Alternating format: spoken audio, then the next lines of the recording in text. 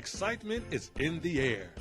The city of Daytona Beach is hosting its Bells and Shells Christmas Parade, and we're inviting you to join in on the fun. The parade starts at 6 p.m. Saturday, December 10th, and there's a new route this year. The parade will start at Dr. Mary McLeod Bethune Boulevard and travel south on Beach Street to Basin Street. Enjoy festive floats by community organizations, performances by local bands, and more. Prizes will be awarded in multiple categories. Don't miss out on the Bells and Shells Christmas Parade presented by Brown & Brown Insurance.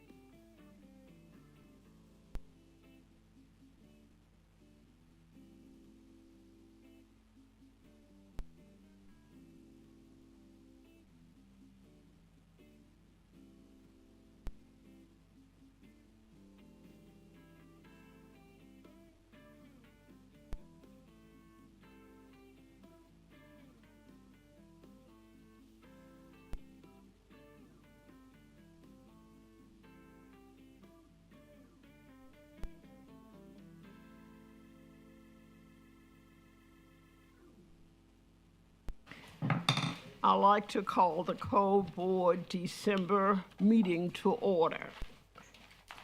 Has everyone had a chance to review the minutes? If so, do I have a motion to accept? Madam Chair, I make a motion that we accept the minutes as stated. All in favor? Accepting, okay. Second.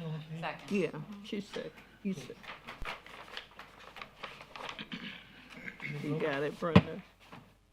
You got it? Roll call? Okay. Yes, ma'am, I got it. I'm sorry. Code officers, please Oh, I come. was gonna say. Yeah, Roll so it's call, probably- sorry, roll call. Mr. Harrington, Here. Ms. Marsh, Right Here. Ms. Roby, Here. Mr. Gonzalez, Present. Madam Chair. Here, Take communication. Before. okay, that's it. Okay. Are there any disclosure of ex parte here? No, ma'am. Communications? Having none, okay. Now, Announcements. any announcements? Yes, ma'am.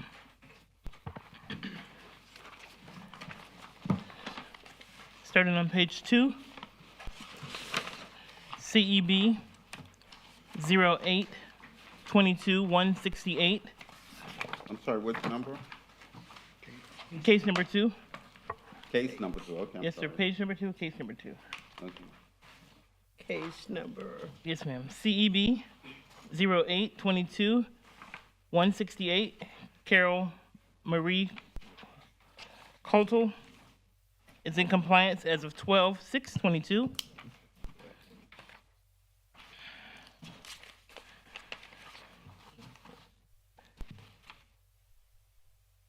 I'm sorry.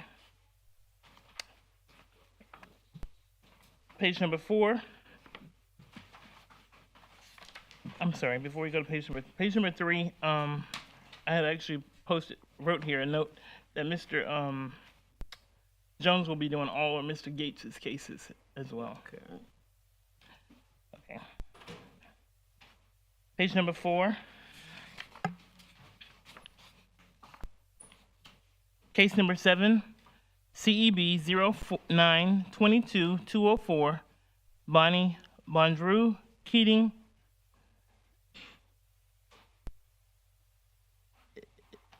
via Zoom with the attorney. I'm supposed to say that. I'm sorry. Page number 4. Actually, the attorney is present. Oh, okay. No Zoom. Okay. No Zoom. Page number 4. Case number 9. 09-22-212, Mark Ty Markham, compliance 12/5/22.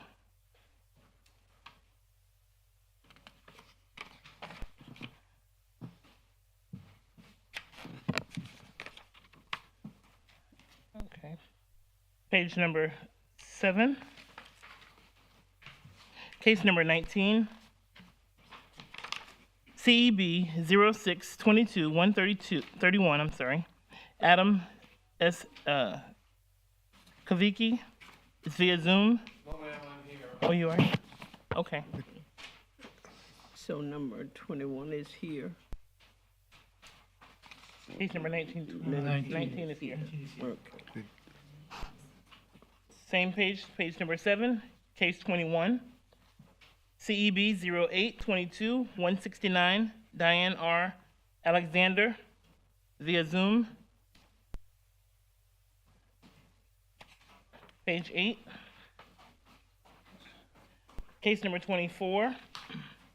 CEB 09-22-222, Robert N. Van Horn and Melanie R. Van Horn is in compliance as of 11/1/22. Excuse me, did you say case number 22 was in compliance? No, sir, 24. Okay, previously you didn't say that? No, that's in the CEB, the CEB 09-22-22, 222, so. Okay. The that's where you CEB get the number. 22s from. Well, I heard the same thing he heard. Yeah, I thought it was case 22. 24 is in 21, compliance. case 21. We're up to case 24, is that correct? 24 is compliant. Okay. Okay. Right. I'll proceed. Okay. You read this when she finishes. Page number 10, case 25, CEB 1122-251, Richard Grice. It's in compliance as of 11/1/22. Page 12, case number 32, CEB 1022-228, PB Lands LP1 GP Inc. via Zoom. Wish they dropped that.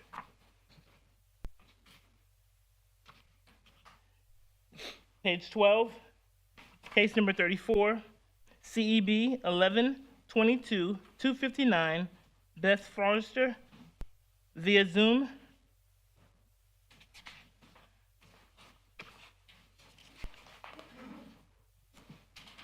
Page 13, case number 37, CEB 1122-258, Tony Gura and Ashley Ryan, compliance 12/7/22.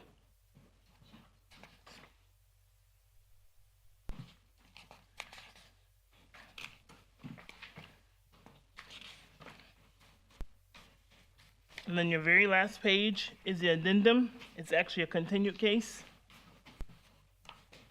CEB 0922-227. Continued case. Those are my announcements.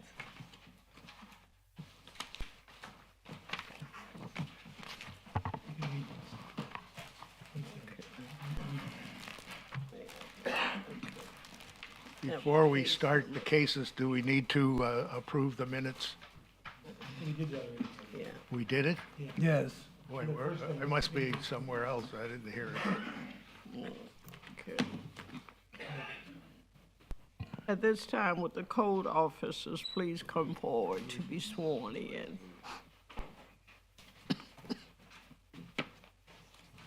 Do you solemnly swear or affirm that the testimony you're about to provide is the truth, the whole truth, and nothing but the truth? Thank you. Okay. Okay, here are our procedures. We will be calling cases by numbers, and for the most part, in order. Excuse me, Madam Chair, can we get a motion to Ms. Ouija's not here? Madam Chair's not here. Yes, that will.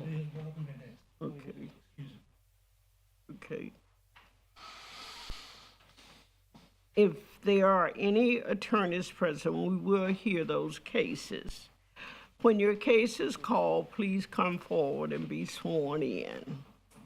At this time, could I get a motion for our president?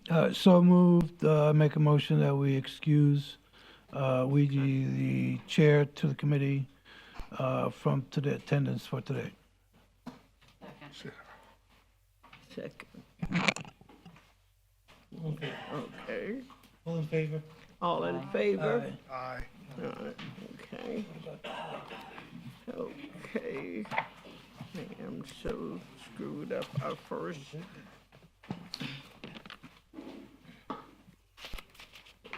Yes. Okay. Page 2, lien review 1. Page 2, lien review number 1. CEB 07-19148, Andrea Anderson. Come forward, please.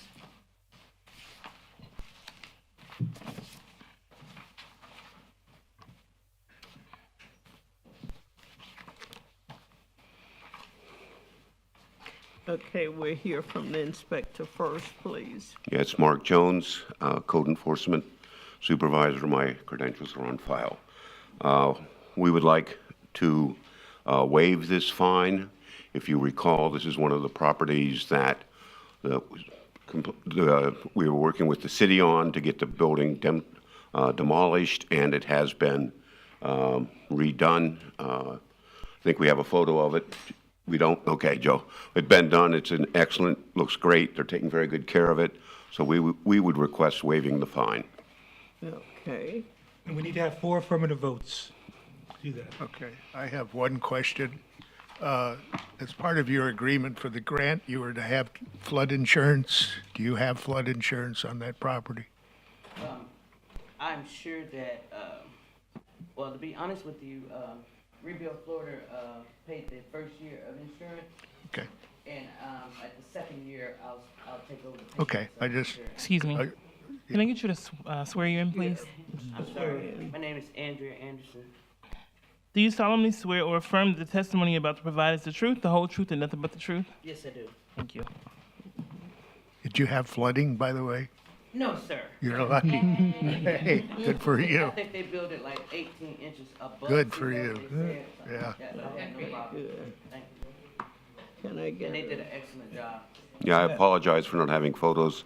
I thought they were attached, but does look great. You just need a motion. Okay, Madam Chair, I'd like to make a motion that we take the city's recommendation and Need the fine. and waiving, that's the word I'm looking for. waive the fine? We were talking about flooding. there- Waiving the fine, I believe it's $10,024. Correct. Correct? Yes. So moved. Is there a second? Okay. It's been moved and properly second. All in favor? All in Aye. favor? Aye. Aye. Any opposed? Are there any opposed? Nothing unanimous. Thank you. Merry Christmas. All right, Merry Christmas. Thank you. Good, done. Okay. Our next case is case number 1, CEB 0822167, Daniel G. Lanton. Is Mr. Lanton here? Okay. Yes, since last hearing on September 8th, there's been no progress to get either of these two after-the-fact permits finalized. This case originally opened back in April for work being done without permits. Staff is recommending a fine of $100 a day with a cap of $10,000. Okay. Is there a motion? So moved. Second. Moved to second. All in favor? Aye. Thank you. Case number 2, CEB 0822168, Carol Marie Cotton. That is in compliance as of December 6th. 12/6, okay. Case number 3, CEB 0622127, Shannon Martin Shores.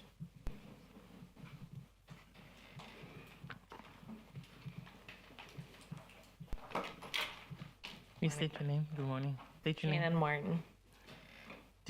Do you solemnly swear or affirm that the testimony you're about to provide is the truth, the whole truth, and nothing but the truth? Yes. Thank you.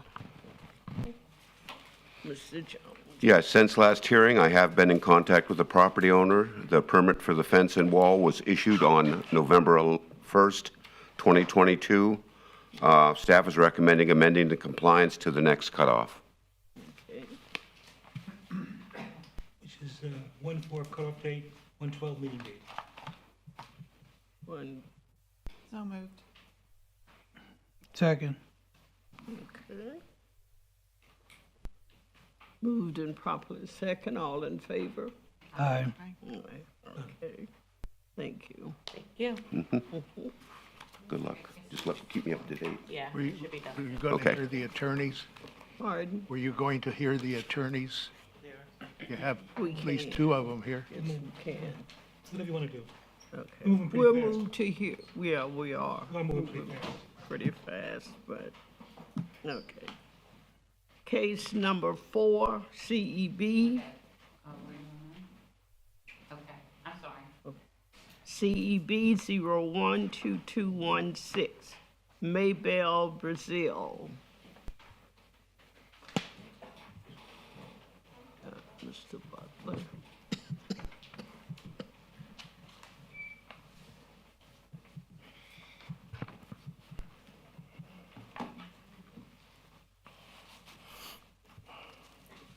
Mr. Butler, as soon as Ms. Brazil is sworn in. You state your name for the record, please, My name is Annette Pratt. and your affiliation to. That's my mother's name, and I have a, Do you solemnly swear or affirm that the testimony you're about to provide is the truth, the whole truth, and nothing but the truth? yes. Thank you. Ms. Pratt, you Did can pull that you mic s- down. You can pull that mic down. Did you say Brazil or Pratt? Bazille. My name is Annette Pratt. It's my mama house Oh, passed okay. away. Okay, you're here for your mom. Okay. Good morning, Inspector Roosevelt Butler, credentials on file with the City of Daytona Beach. As it pertains to 1058 North Libby Court, since September court proceedings, I've had several contacts with the property owner. Just to bring the board up to speed, this is the case where the home was in probate. The probate process is completed. Also, she needed to get an engineer to come out and sign off on the roof that was installed. That has happened. She currently now has the permit. We're just waiting on it to be finalized. Staff them in to January cutoff. Okay. There any questions? To the January cutoff. Second. Okay. Did you want to make inquiry of what she had anything to say and talk about Ms. You have anything you want to say, ma'am? I No, asked, it's good. I asked. It's her. good. Okay, all in favor? Aye. Okay, okay, Ms. Brazil. So, okay.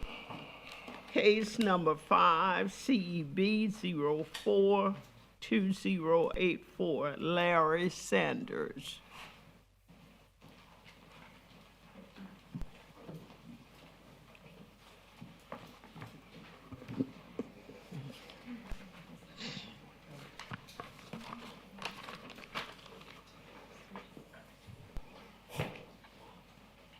State your name for the record. Larry Sanders, ma'am. Do you solemnly swear or affirm the testimony you're about to provide is the truth, the whole truth, and nothing but the truth? Yes, I is. Thank you. Okay, Good morning, board. good morning. Mr. Sanders, we hear from Ms. Kurt. Good morning. Sarah Kirk, Inspector with the City. My credentials are on file. This is a returning case. The property is currently on the city's waiting list for assistance. Mr. Sanders has been on the list since August 12th of 2020. Staff is requesting to amend to the April 2023 cutoff for compliance. Okay. Okay.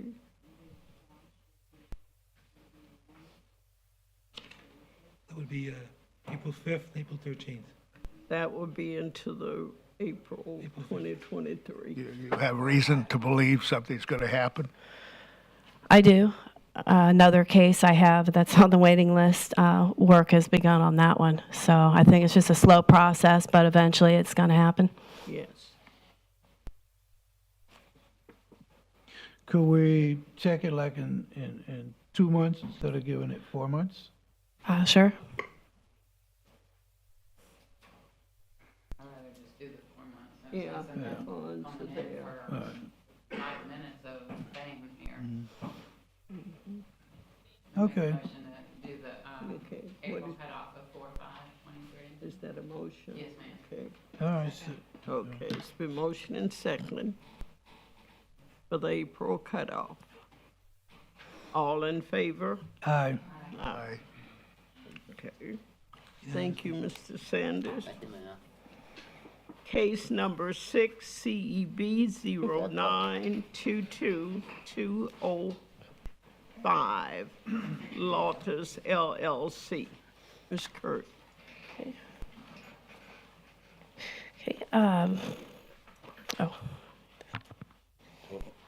State your name for the record. Jacob Stoll. Jacob, Jacob Stoll. can you spell your last name for me, please? STOLL. Okay. Do you solemnly swear or affirm that the testimony you're about to provide is the truth, the whole truth, and nothing but the truth? Yes. Thank you. Mr. Stowe, you can pull that back up.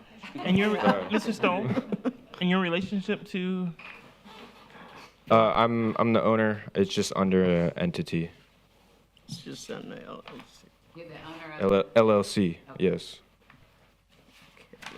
You can check the, Sunbiz business documents. Okay, Ms. Kirk. Okay. Since the last hearing, there has been contact, and there has been a lot of progress. Staff is requesting to amend to the next hearing, or next cutoff for compliance. Could you tell me what's been done according to the list we have here? Sure. Oh. Well, as you can see, if you go back to the first picture right there, okay, so that was in March of 2022. And so you can see a lot's been done. There have been 3 permits that are finalized, the driveway. There was a little bit of confusion with the contractor, so the driveway needs to be permitted. There's no permit on file, so they corrected that, but with no permit. But the electrical has been finalized. The shed has been removed, which included the windows and the staircase. So basically, it's just about in compliance with the exception of getting a permit for the driveway, which Mr. Stoll was under the impression that it was. His contractor did get it permitted. So it'll be done by the next cutoff, by January? Most definitely. Are there any more questions? I make a motion that we accept the city's recommendation to move this case to the next cutoff date. All in favor? Aye. Aye. Okay. Thank you, Mr. Thank you. Have a good day. Okay, now, case number 7 CEB 0922-204, Bonnie Virgil Keating. Ms. Keating is here. I'm Tanner Andrews. Okay. I'm the attorney on the file here. Okay. And yes, I should probably, Ms. Keating speaking. Are you going to speak? yes, Okay. Swear in, please. need to have her sworn. Sworn in, please. will you raise your right hand? First of all, can you tell me your name? Bonnie Keating, Bonnie Keating, okay. Bonnie Goodrow Keating Sharp. Thank you so much. Bum, bum, bum. Do you solemnly swear or affirm that the testimony you're about to provide is the truth, the whole truth, and nothing but the truth? Yes. Thank you.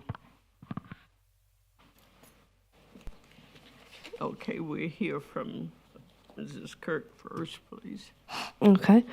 Since the last hearing, there has been minimal contact and no known progress. Staff is requesting a $100 a day fine with a max of $10,000. Okay. There's a few things that we need to tell y'all. First and foremost, that there were evidently 2 unpermitted plastic accessory uses, AKA sheds, on the property. Those have been removed. She has neglected to call the code inspector to go back out and verify their removal. So we'd like to have time to deal with that now that she knows she needs to call the code inspector to go back out and show or see that they have been removed. When we got there last, Sarah? I'm sorry? When we got there last? I have actually never been on the property. I've only been at the complainant's backyard. Was able to see the structures from her backyard. There's more than just 2 plastic sheds that are unpermitted. There's an easement in the back, a city utility easement, and there's some accessory structures that are actually in the easement, and then others that aren't, have the setback requirements aren't met. So there's at least 6 accessory structures on the property. Yeah, when you say accessory structure, what are you talking about? Okay, so sheds, gazebo, there's a temporary carport up front. That was also removed. Okay, so, I'm sorry? That was immediate. That's That's gone, okay. been gone. So are you going to invite the code enforcement officer to come on your property since she's never been I on it? never understood that, first of all, it was like heck to even try to get somebody to remove what I've had to be removed. One of the sheds have been there more than 20 years that I had removed. I'm just a female, I had to hire people to try to do it. It's difficult right now to get anybody to work.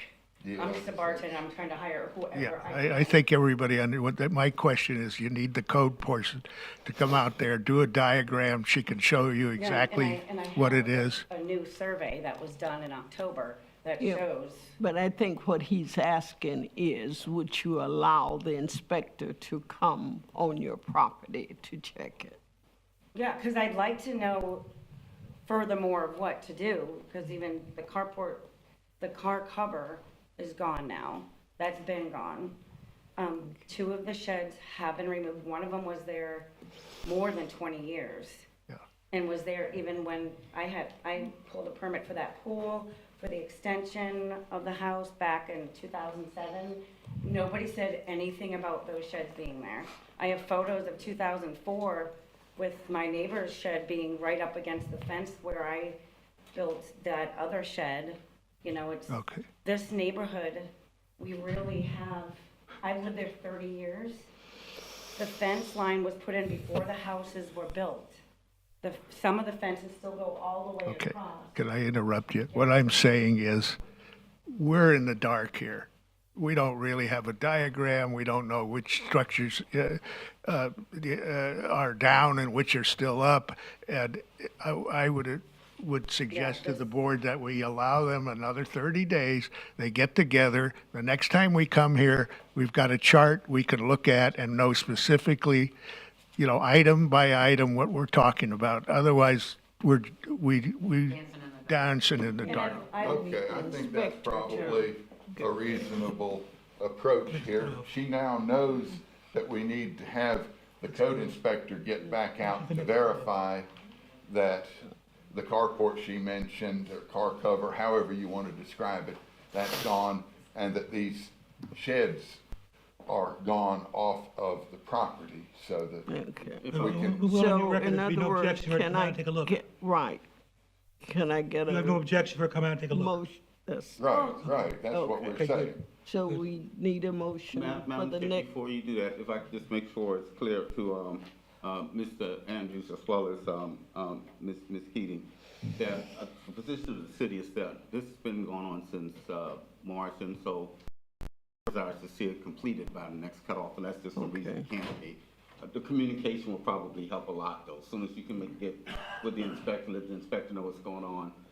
She can tell you exactly what she knows you need to do, and if it's impossible, it's impossible, but we need to know you worked for the good thing. I Right, really that's what- did not, sorry, I didn't understand that I had to have them come out, but I took You pictures understand while now? they're being removed. Okay. I think that's what we're voting on now, that she be able to come on the property and by next cutoff. Well, my clarification is that what we're voting on is that they be in compliance for next cutoff, so that we're Right. amending to the Yeah. next cutoff. Well, part of that will require them to allow, of course, an inspection, have the re-inspections necessary, so that the inspector can Right. do the act of compliance. Let me say, I'd like a clarification. You know, he's saying full compliance, and I think that may be unreasonable for a couple of reasons. I mean, first of all, you know, while we think we've cured it, you know, the inspector could go out and say, oh, well, there was this other thing that you didn't realize, and that may require a cure. And so, you know, when we come back, you know, this is a hypothetical, obviously, because I don't know what the inspector's going to say when she's out there, but you know, when we come back, we'll all be better informed, as we were hearing earlier. Yes, come back in with a chart and some sort of knowledge of exactly where we stand. My press is merely, if I may, Mr. Andrews, my press is merely for ensuring that we're just moving forward in good faith and we're pressing to get towards an end. Right, but that I agree with. I'm just saying, We're on the same page. Okay. I'd like to be back here, but I don't know that I can guarantee full compliance next time because we, as the board, we are not clear on what additional issues there may be that we haven't cured, and we want to be sure. I think that's why Mrs. Burke is going there. You were going to say. Oh, yes, thank you. I did speak with Ms. Keating back after the September hearing, and I did go over all the structures need to have permits. So we went over it. The pool, like she said, is permitted. There was an addition to the main home, is permitted. The two-story, cabana house, beach house. Yeah, I That- called it pool house, but it Pool was a house. play house back in '92 when I had it built. or Okay. whenever that was. So per the Volusia County property appraiser's aerial view, I can see that it's been there since before 2006, so I only can assume that that was permitted. But all the other, the sheds and and the gazebo, those all need to be permitted or removed if they're not permitted.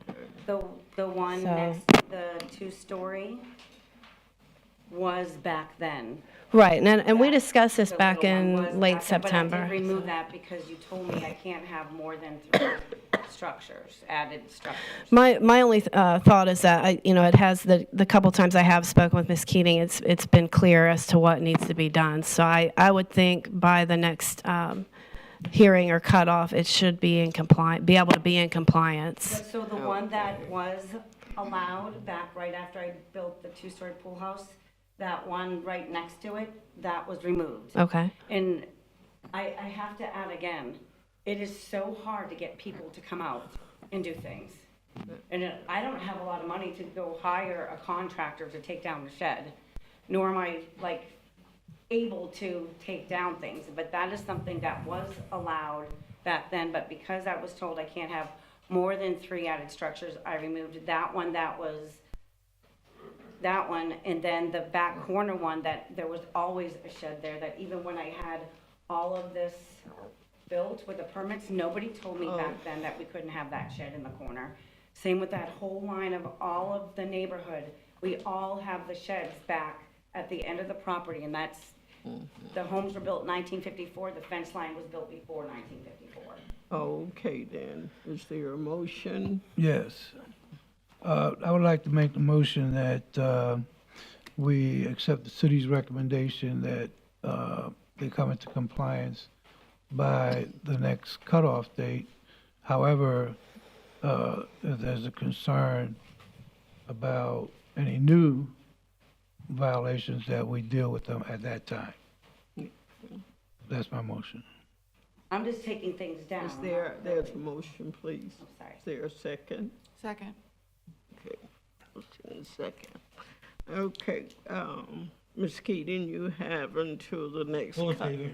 All in favor. All in favor? Aye. Yeah. Ms. Keating, you have until the next cutoff to come into compliance, but please stay in touch with the inspector, Yes.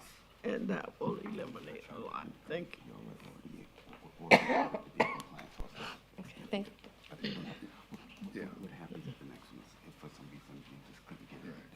Okay. Want to take? Yes, thank you. Okay, case number 8, CEB 0922211, Michael O'Neill and Paul M. and Nora B. Schaefer. Mr. Boston, okay.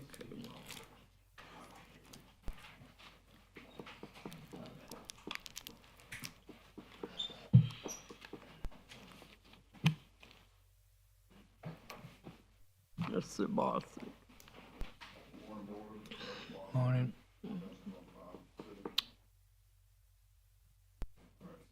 Hearing, I've been in contact with the owner, He finished the roof, but he failed the inspection with the city. He did not, get the roof inspected throughout the process.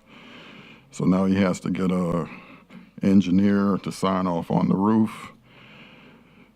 Don't know how long that's going to take, so staff requests a fine of $100 a day with a max of $10,000. I have a question. Yes, ma'am. So he failed the inspection? Yes, he failed the inspection on December the 5th. He never called the building department to come out to verify the process and all that stuff. So he didn't, well, I guess I'm asking, nobody went out there and looked at it because he didn't call anyone. Is that what happened? Correct. He applied for the permit as a homeowner. He was going to do it himself and have, the city come out and inspect. He never called them. He did everything. When I told him that he had to get the permit finalized so we can close out the case, that's when he finally called for the inspection. And they failed him because he didn't, follow the process. I'd like to make a motion to fine him $50 a day so he can get the inspection done.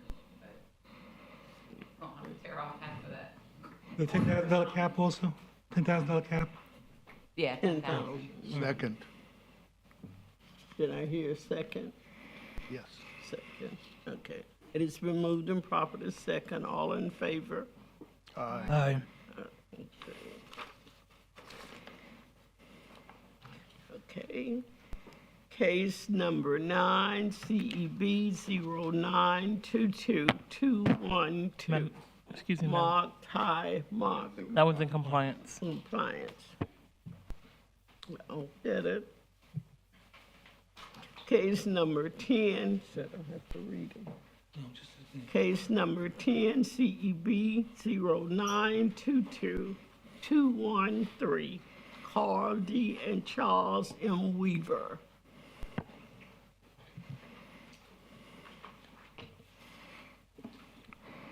Ma'am, Ms. Weaver. can you state your name for the record? Tara Kendall. Kendall, Kendall. Yes. Okay. And your affiliation? I am the granddaughter of Carl D. Weaver. Raise your right hand. Do you solemnly swear or affirm that the testimony you're about to provide is the truth, the whole truth, and nothing but the truth? I do. Thank you. Okay. All right. Since the last hearing, I've been in contact with Tara a few times. No progress was made on the property. It's a fine of $100 a day, max of $10,000.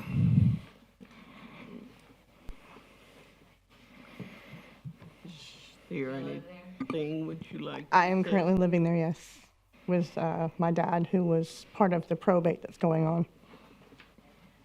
And there's an offset from these pictures. That damage is from both Ian and Nicole.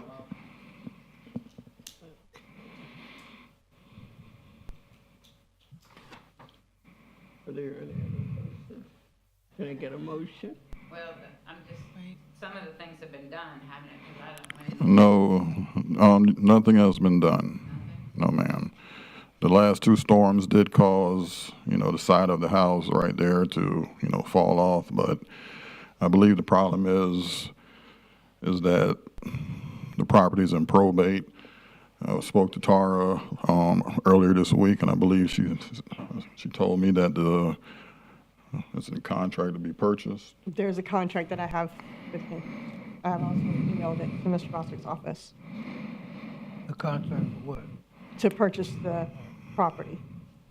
It's a company to come in and either refurbish the home or knock it down and start over. What's the date on your property The, contract? the original date or the closing date?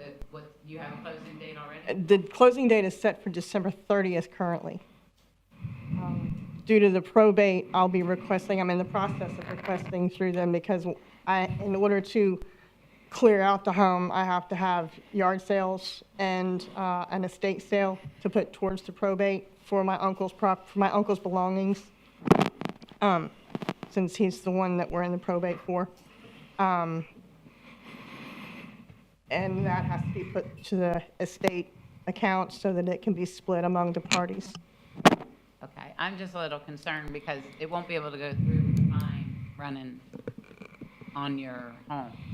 The sale, Right. yeah, we're in the process of letting them know also. I did let my cousin know, who is, I think, the new assigned PR for the estate. I did let him know that this was going on. Whether he's let the company know or not, I do not know. I don't think that because there were no fines before that I don't think he let them know for that reason. I'm not sure he really understood the pertinence. What do you, Mr. Jackson, what do you think? I mean, it won't be able to go through if we impose a fine today, correct? I don't have that answer. I mean, that's an issue for, if it's being financed, how it's being purchased, those types of things.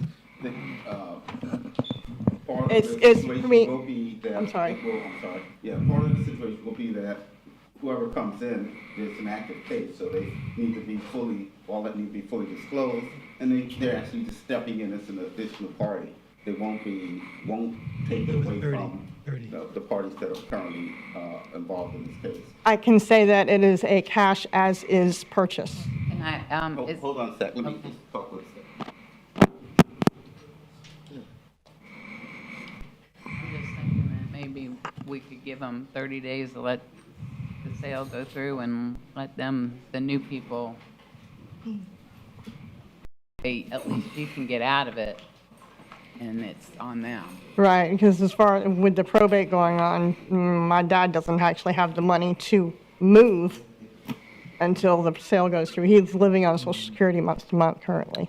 But I don't Which is think another there's- reason why the problems are not taken care of, is that he can't, he's literally living on what he has for the entire month. Okay, if I may. Yes. I don't think it's our onus to get her off anything. Well, it's not getting her off. Well, that's I'm what just you trying- said. No, I'm just trying to make it easier on everybody, including the board. No, I'm willing to work, but I don't Well think. taken. If I'm under, and I'm sorry. Okay. I'm just trying to help us get Go there. ahead, go ahead. Mr. Jackson. If my understanding is, and maybe my understanding wasn't full with, Ms. Kendall, your role, but y'all are completing a probate, and that's part of your probating process is that this settlement of sale. Is that part of it, or is that just something Yes. after the probate ended? It is part of it. In order for the probate to be completed, the house has to be sold. Yeah, okay. With that being the circumstance, we normally would allow this additional time to allow that.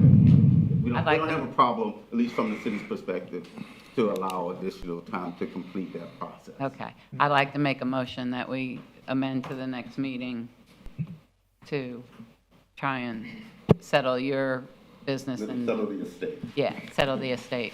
I'll second it. Okay, it's been moved and seconded. Before we vote, All- I agree with what you're saying. It's not our job to get involved, but all we're doing here is granting extra time because they have a problem. The motion on the we're floor. I just seconded it. Yeah, I know.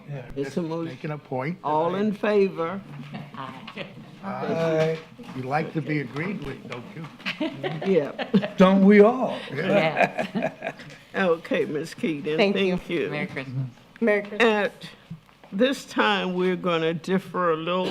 We're calling case number 30 CEB 1122252, Jan Ronstein.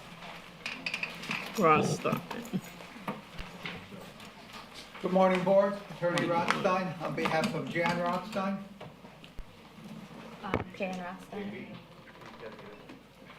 Mr. Batiste. Case 30. Case 30. Yeah. Number 30, page 11. Number 30.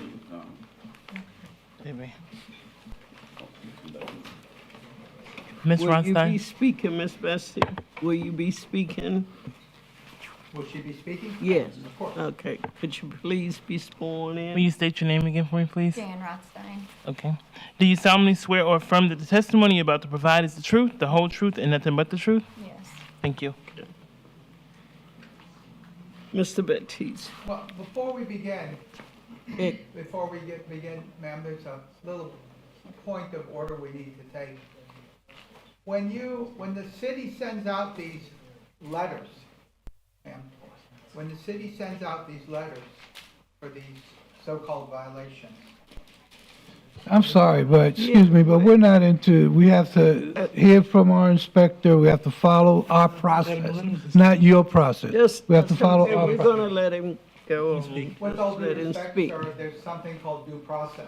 And Mr. Sino can advise. We're letting you speak. Go ahead. What do you want to bring up? Okay. This was certified that it was sent out on November 9th, 2022. This is postmarked December 1st, 2022. The certified, and this is a charging document under the law, meaning these are the allegations, this is the information. This is the copy of it, sent certified, alleged on the 9th, but it wasn't mailed out till the 17th. So the only thing I'm pointing out is when you're sending these letters out, or these charging documents, and they say a certain date, they need to be sent out on the actual date. Otherwise, that can create problems. Okay, well documented. I'm sure our attorneys will see to that. I'm sure he will Okay, thank take you. note of that and Now, inform the council and anybody else that needs to know that. Inspector Thank you. Batiste, thank you. Morning, folks. Yes. Inspector Jean-Baptiste. This was a field observation on January 27th, 2022, with the following violations: failure to clean dirt and grime off all exterior surfaces and repaint, failure to repair discolored and peeling paint. Notice of violation was generated and it was sent certified mail. However, it went unclaimed.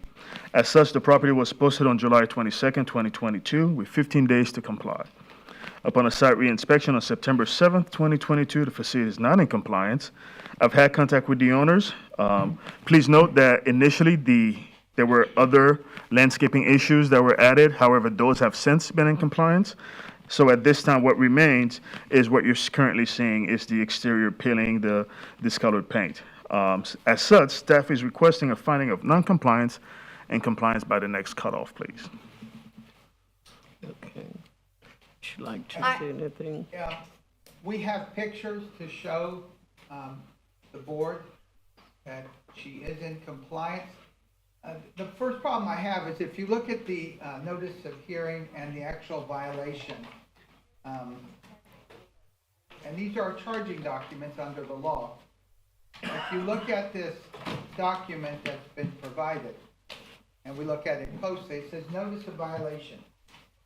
Failure to clean dirt and grime off all exterior surface and repaint as needed. It's vague and ambiguous. In other words, it needs to specify the specificity, what exact parts the allegations are that the homeowner has violated under these ordinances or whatever these are codes you're using. Showing pictures on the date of the hearing and saying, well, this is out of compliance and that is out of compliance, does not comport with due process and actual notice to the homeowner or the corporation that owns it. So therefore, I ask that this be dismissed, and they can refile it with proper notice and specificity so that the homeowner knows this part of the house is deficient and what is deficient and what isn't, so that when we come here before the board, it can actually either be A, put into compliance, which is the easiest thing, or B, there can be argument in front of the board that, no, I think this complies, or no, it doesn't. But first, we have to have adequate notice as to what the violation is. Sir, okay. Excuse me, didn't you say she's, understand, but it reads here, failure to clean dirt and grime off all exterior surface, all. So I don't think he could have gotten it plainer than that, and repaint as needed. So. I have a you question. were- Didn't you say she's in compliance? I think she is. Well, then how did she come in compliance if she didn't know what to do? Well, you sort of just have to guess, that's the problem, Oh. Mr. Harrington. But you got it done. According to you, you're in compliance, so. Madam Chair. Guessing or no, it's done. Can on you the show notice- us the photos of what you did? She does have photos. Yeah, Okay. let's look On, at on the them. notices of violation, each inspector's contact information is located there. So if at any time she had any questions or doubt, she could have reached out to the inspector or the supervisor. Well, I'm willing to look at the photos if they're Okay, in compliance. please. Hi. So I did speak to, Can I be heard? I'm sorry? Can I be heard first? Oh, she, okay. Can I Okay, just oh, make one yes, inquiry yes, of the I'm inspector? sorry, I didn't see you. Yeah, may I make an inquiry? Sure. Did you, issue an initial notice of violation?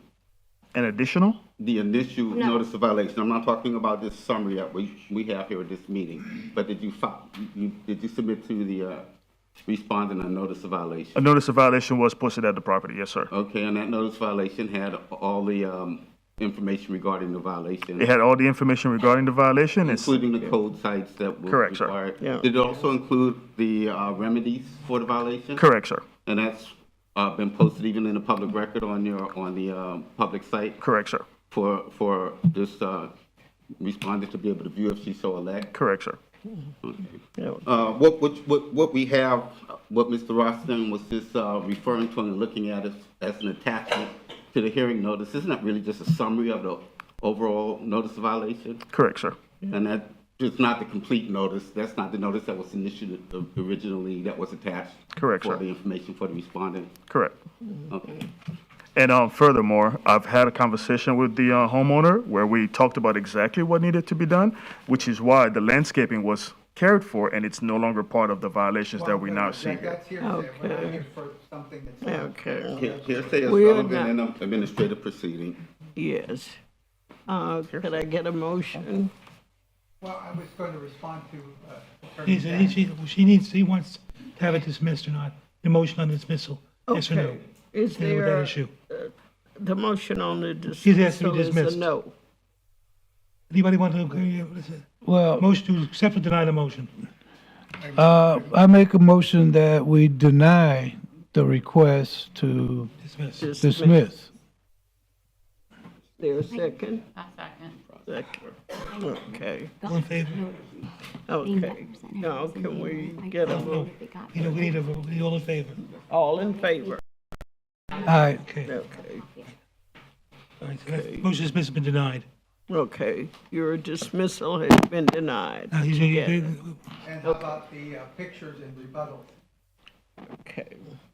I have no problem. Why show us the pictures? Yeah. As the inspector on site, the reason was specifically that last picture, if I may see that again, please. That last picture specifically shows how one side has the dirt and grime, whereas the neighbor's side is painted properly. That's That- my property. That's your property, however, if you go behind the pole there, you'll see that it's all in uniform, and that was the purpose. Okay. Okay? Okay, and what Are we is, able to Ms. present- Beatty, what was your recommendation? Our recommendation as a city is the finding of non-compliance and compliance by the next cutoff. It is, it's Why right. don't we never got to present evidence? Pardon? We have pictures that we'd like to present, I think. Mr. Harrington said he'd like to see them. See the pictures. I don't see any problem. Where are seeing the pictures. I agree with Mr. Harrington. I'm sorry? Yes, Where he are says they the gotta see pictures? Thank you, Mr. Senior.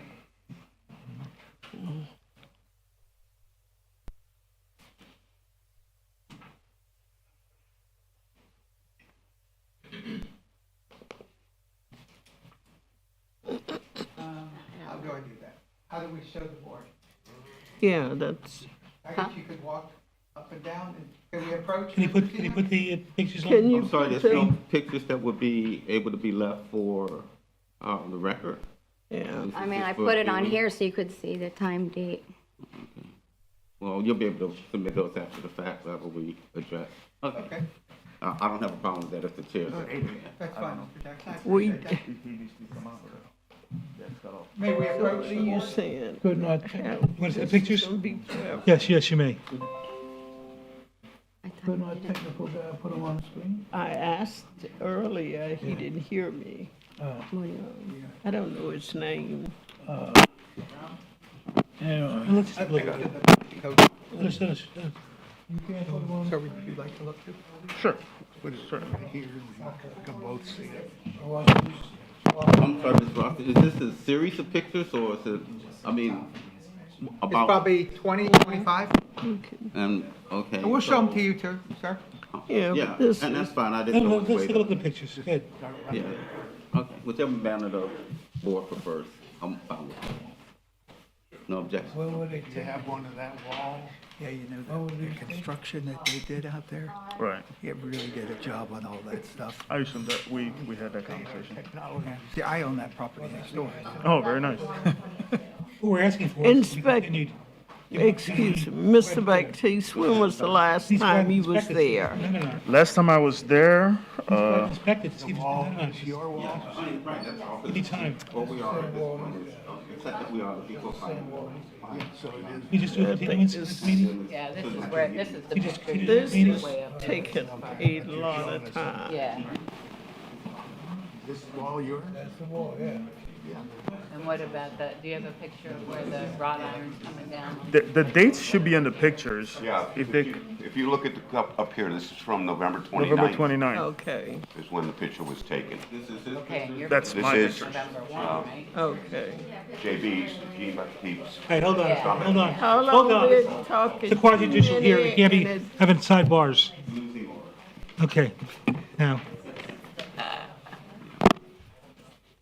Ma'am, We need an opportunity to see the pictures, opportunity for somebody to go out and Not inspect it. necessarily.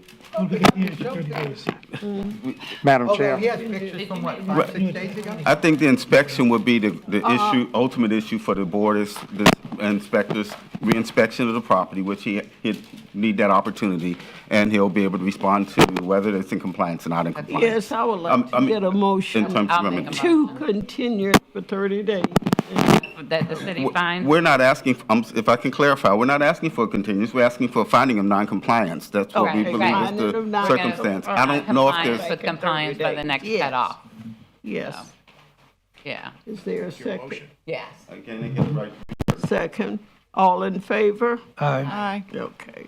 Okay, you have a motion of non-compliance and you will return in 30 days, which is the intention. Need to get the pictures to the staff so they can see them. Yeah, you need to have the And then go ahead and pictures take a look off at of it. that. You may be in compliance. Okay. Okay, fair enough. You can argue your point at the next meeting. Thank you. You won't be back, let's go and get that taken care of. Right. Yeah.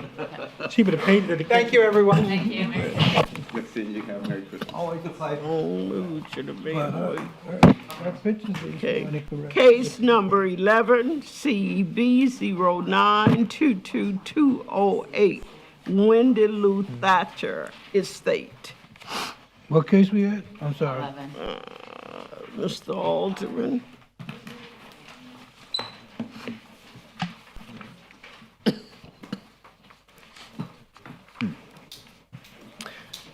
Ready? Yes. Good morning, Madam Chair, members of the board. For the record, my name is Steve Alderman, Code Compliance Inspector for the City of Daytona Beach. This case, since the last hearing, there has been contact with Mr. Galo, who is the Senior Litigation Specialist with Penny Mac from Mar Park, California. There has been some progress. The front yard has been maintained, the front door has been replaced, and a lock put on it. But the main thing that is still not in compliance is going to be the gate that you see there, and I apologize for my lack of photos, because I took a photo this morning that shows that gate completely disintegrated, and the pile of debris that has been the initial cause right behind it. I took the photo, but there was no way I could put it on the case, but I hate to walk this tablet around and show you, but it is a mess. I gotta go, it says condemned, so are they Yes. gonna, I mean, once they condemn the building and tear it down, all that debris will go away, correct? Well, that is true, but the condemnation is based upon a electrical meter that was attempted to jump, so they cut it at the meter and they cut it at the pole. It has no water. Those two things would allow the property to actually remove the condemnation, because technically, it's not that bad a shape other than those two necessities required by the code. Now, this case was opened a long time ago for the trash and debris around that fence. There was a girl that moved into the house, cleaned up and raked and put that metal back up on that gate that you see. But unfortunately, that is not the way it looks this morning, because I took a picture of it on the way to work this morning. And that was, I believe that photo was about 3 months ago. Here you go. Can you go a little further on that one?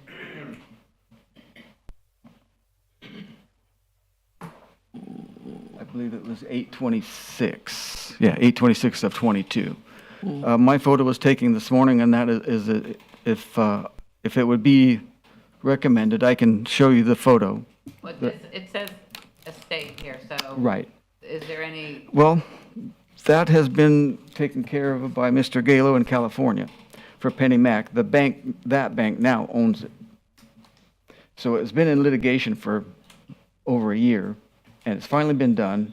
Mr. Galo, I was surprised because I talked to him on 11/28/22, because he's been in contact with Mr. Cecil and Kim Flaherty as well. So I received an email chain stating all these facts that they've been going through.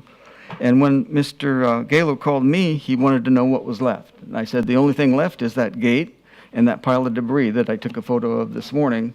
And that was just 11/28 of 2022. so he's not willing to clean it up? Well, he lives 3,000 miles away. Well, he needs to get somebody here. He did say that he was going to have a local attorney show, and I was really surprised that there was nobody here.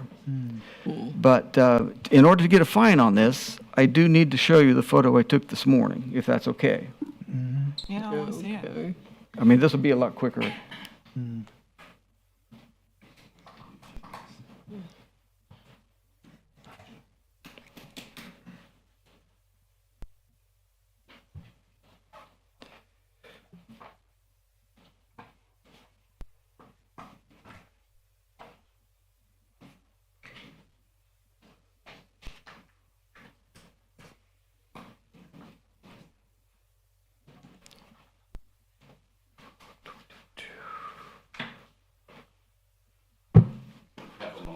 Okay.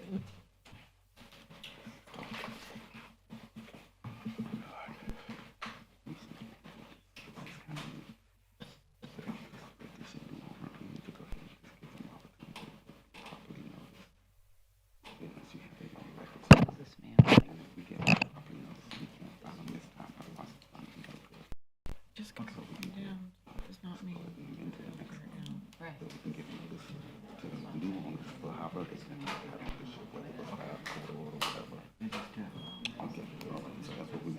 Okay. Let's go see. Have to change gears just to make everything smoother. I'd like to amend to the next cutoff to allow notice to Penny Mac in California so that we get the current owners online as far as who owns it, and then we can take care of it from there. Stop. That's Make that motion. That's why we have Tony. You've informed him that The he's up for motion a and fine. second, all in favor? Pardon? You've already Aye. informed him he's up for a Yes, fine. I have. Okay. Mr. Harrington, you didn't vote. Next cutoff. What? She asked for the vote. Case, You didn't vote, you were talking to him. Oh, well, You voting, Mr. Vote? They want Yes. to register your vote, Mr. Harrington. yes, You vote aye? yes. Okay, thank you. case number 12. Thank you. CB 0722161. La Losa Bohinky Estate. Poughkeepsie. At 401 North Oleander. Mr. Beatty. Good morning again. This case, since last hearing, I've had communications with the occupant who's not the owner because the owner is deceased and the occupant is currently going through probate. They are still in that process. I'm not aware of, I've not spoken to the probate attorney, so I'm not aware of where the process is at this time. As such, staff is requesting to amend to the February cutoff, please. Okay.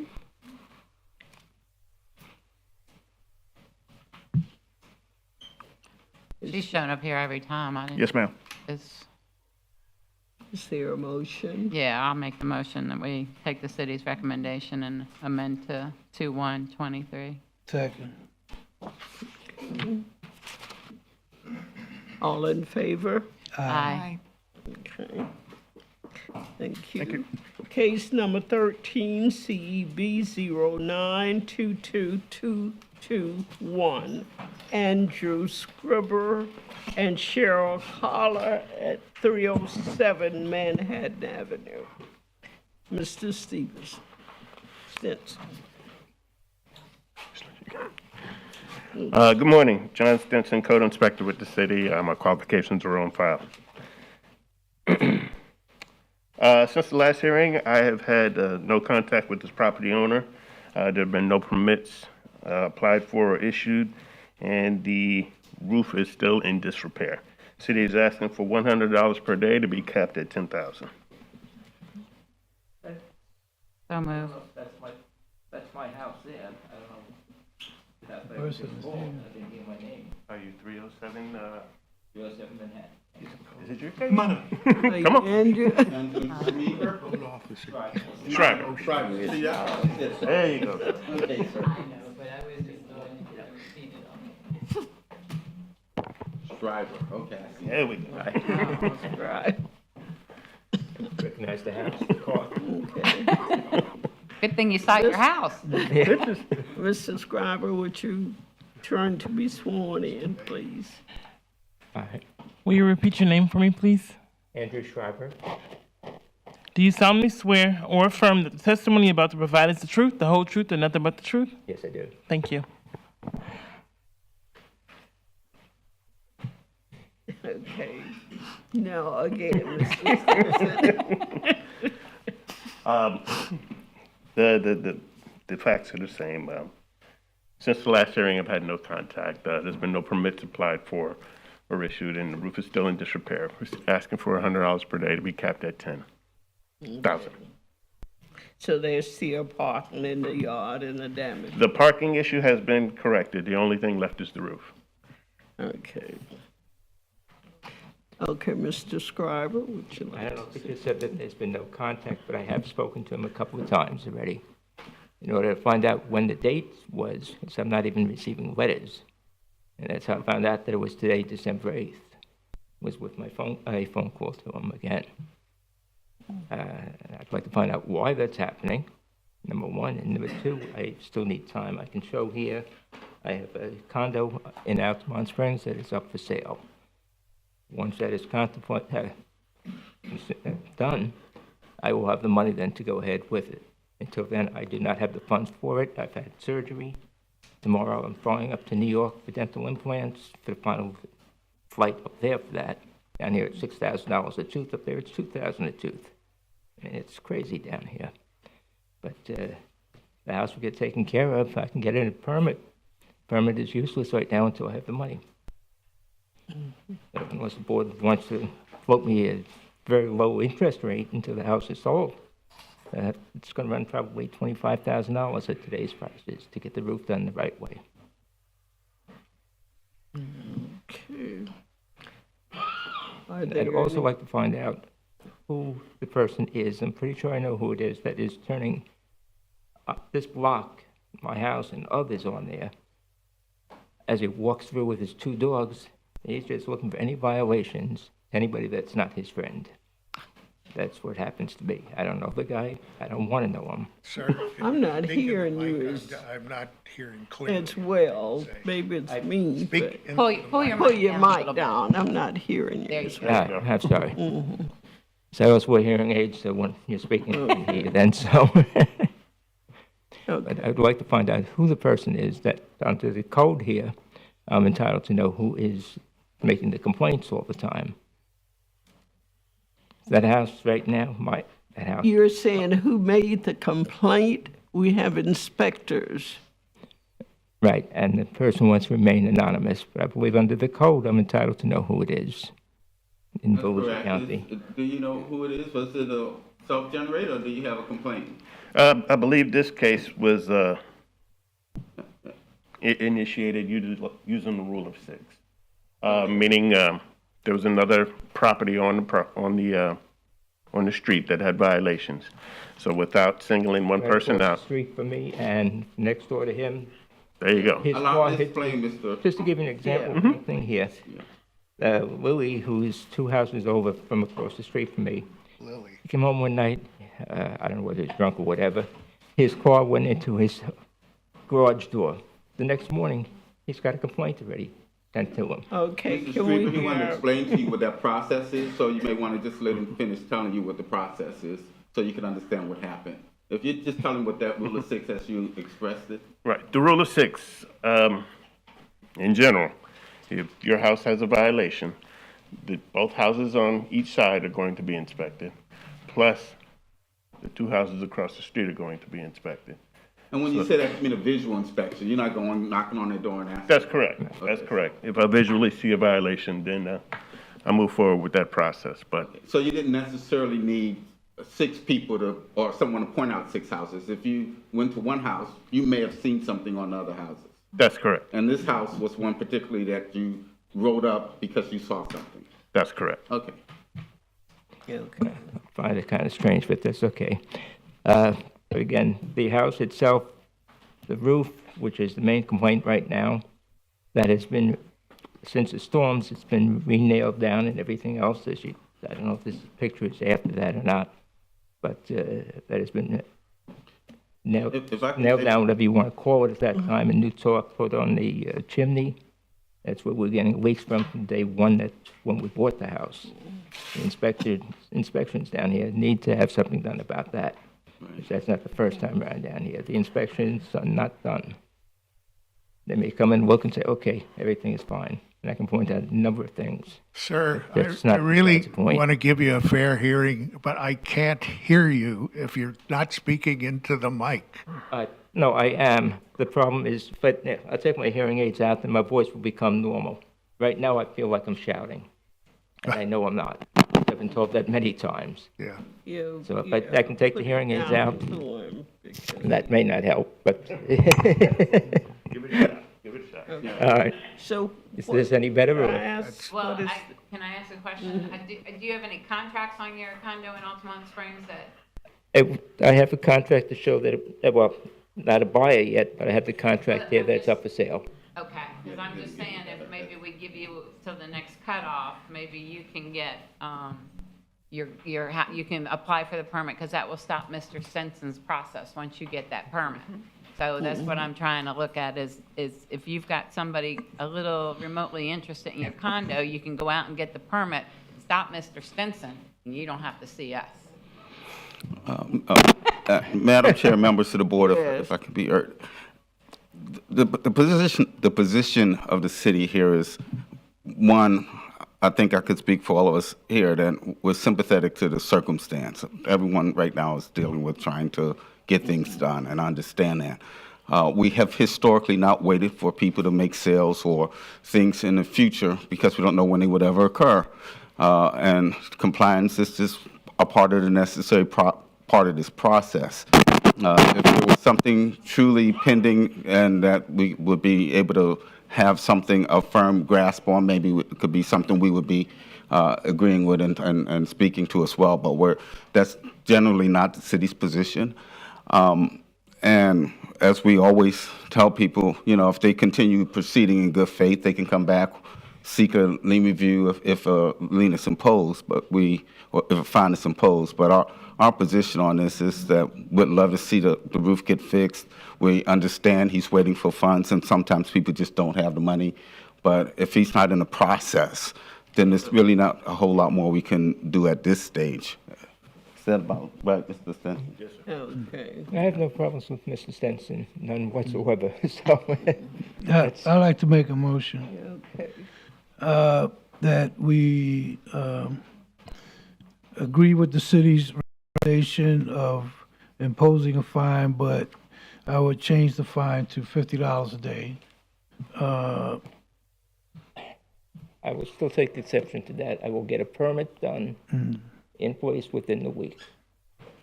Okay, so there you have it. So that's my motion. Second. You can always do the lien review. Okay, all in favor? Aye. Madam Chair, Yes. I just want to make one clarification. Obtaining the permit does not stop Inspector Stinson's process. It's getting the permit final is what's going to stop it. Well, but at least he has 6 months to get the work started and go. Well, that's not how our process works, but $100. It'll work, it'll be evidence for me in a lien review anyway when it comes back. Yeah. Help his I will case. Okay. I'll get the permit I within the don't week. need to vote. That's not a problem there. If I had known that would stop Well, a he lot just of this said it process. really, it doesn't, but. It doesn't stop it. And when you get the permit and when it's completed, you can return for a lien review. Again, I can't hear you at that point. So it's a reverse problem with the hearing aids. I can- Mr. yeah. Stinson, can you explain it to him, please? Hold on a second. I took the hearing aid out, so I couldn't even hear now. We So did. And it said Unanimous? all in favor. Yeah. Unanimous, okay, good. We voted on it? Yeah. Okay, good. I have a clarification. When the gentleman asked about anonymous or not getting to know who filed the complaint, there was a change in the law, if you recall, that we were informed that they could no longer do anonymous and that you're entitled to know who. So, just to clarify that for you. But they explained the 6 to him, how they. No, I know, that's not the case here. Oh. That's not the case here now. But just to clarify what you brought up, that there was a law that was changed to give you the opportunity. not to belabor the point, but I cannot hear you. Have to speak up. Again, it's like my problem here is speaking up I'll to you. solve that too. I cannot hear you. Mr. Okay. Schreiber, can you? All right, fine. With our next case, thank you. All right. Case number 14, CEB Please follow up with. 0622130. Absolutely. Gail E. Starks and Joyce Sibley. He didn't make, no. Mr. Stinson. John Stinson, Inspector with the City of McCall. Cases are on file. Since the last hearing, I have had no contact with this property owner. However, they have applied and obtained the permits for the roof. The work has not yet begun. Nothing has been done yet. I really don't know why, because the permits have been issued. The city is asking for the imposition of a fine of $100 per day to be kept at $10,000. Okay. Is there a motion? Anybody here in this case at all? Motion to accept the city's recommendation. Second. Oh, this, okay. All in favor? Aye. Okay. It's $100 per day until compliance. Okay. Case number 15, CEB 0622124, Yvonne C. Pierce, 105 North Paul Revere Drive. Mr. Stinson. That's a different case. In this particular case, 105 North Paul Revere, it's the same situation as the last. This particular property, Miss Pierce is deceased. Her brother resides there. He still hasn't gotten the property into his name or gone into probate in order for him to obtain the permits for the roof. There's been nothing done. City's asking for the imposition of a fine of $100 per day to be capped at $10,000. So moved. Second. All in favor? Aye. Aye. Okay. Same one? Case number 16, CEB. Excuse me. 06. Excuse me. I'd like to go back to that 105 North Paul Revere. We've had a notice issue from the hearings, and I'd like to amend this case to give them proper notice to the next cutoff. Okay, so So, I need to make a motion to Withdraw the rescind- motion. Withdraw the previous motion. I'll motion to withdraw my motion. Second. Okay. need a vote. Now, Question though, I do have a question Hold because, on a second. You Oh. go to go to rescind your previous motion. yes. You have a second, we need a vote. Okay, we'll go we- for it. Aye, all ayes? Aye. Okay. aye, Now you can get it back on a new motion. Okay. okay. You give him- Well, I just had an observation that although there was an issue with this last notice, this case has been going on since May 21st of 21. Due process is still required for the hearing. If we had a hearing notice issued, then we need to continue to the next meeting. Okay. Or at least that's the only thing that'll make So I'll anything make that the happens motion that we subsequently amend valid. to the next cutoff. There we go. Second. All in favor? Aye. Okay. Next cutoff, case number We're good on that one. Case number 16 CEB 0622138, Nicole J. Marjorie Don't worry. at 300 Waverly Circle. Hi. And Will you state your name? Nicole Marjanovic. Thank you. Do you solemnly swear or affirm that the testimony you're about to provide is the truth, the whole truth, and nothing but the truth? Yes. Thank you. My husband was Polish and no, he was Russian and his mother was Polish. Oh. That's why he had the Polish name. That's why. Okay, Ms. Matavich, we're going to hear from the inspector, Mr. Stinson. Sometimes I call Marge and Marge, that's it. Too long. Since the last hearing, I have been in contact with the property owner. There has been an inspection for the wall. Unfortunately, the inspection did not pass. She has some questions or some issues that she needs to discuss with the building department. There was a little confusion. So I'd like to amend this case to the next cutoff to give her time to get that one cleared up. So move. Second. All in favor? Wait a minute. Aye. Somebody needs to make a motion. The officer can't make the motion. Okay, I make a motion. So make a motion, Yeah, I just make a motion. accept the recommendation of the office. Right. I make a motion that we accept the recommendation of the The officer. city, I'm sorry, he can't make the motion. You can't He's just. not making the motion, I'm making the motion. You're making. He made it. Can I finish what I'm saying? okay. Yes. The officer's saying, I recommend this, and you'd say, so moved. That is not a motion. No. Yeah. You have to say, I accept the recommendation of the thing to do a certain thing. He That's a said legal he- motion. Yeah. Emotion. He's doing it after we already started to vote, Mrs. Turner. No, I did it We took the old, before. wait, let's go back. Let's go ahead to the new motion. Brand new motion. No, I tell you what, you make the motion. No, would you rescind your motion and we'll make a new motion? Yes, ma'am, I rescind my motion. And is that the second has to rescind their second? Yes. Make your second motion. Right, yeah. All in favor for Am I wrong? rescinding? Aye, Let's have a full motion.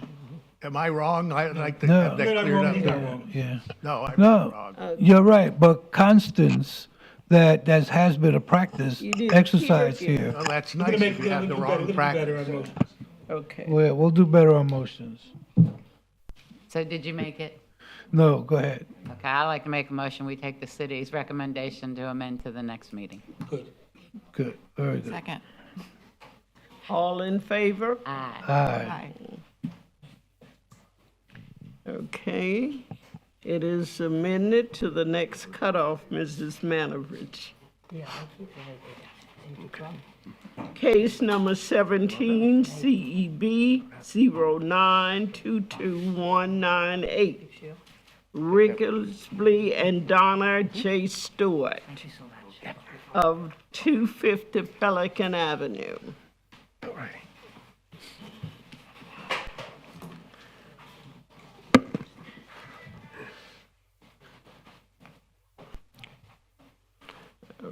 Say my name. Would you?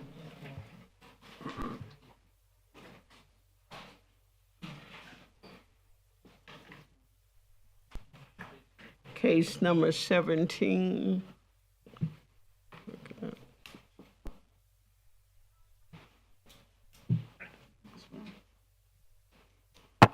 Sorry about that. Can you state your name for the record? Donna Stewart. John Ridgely Stewart. Will you both raise your right hand? Do you solemnly swear or affirm that the testimony about to provide is the truth, the whole truth, and nothing but the truth? Yes. Thank you. Okay, we'll now hear from the Inspector, Mr. Stinson. Good morning. Since the last hearing, there's been quite a bit of activity on the property. The work has begun on the wall.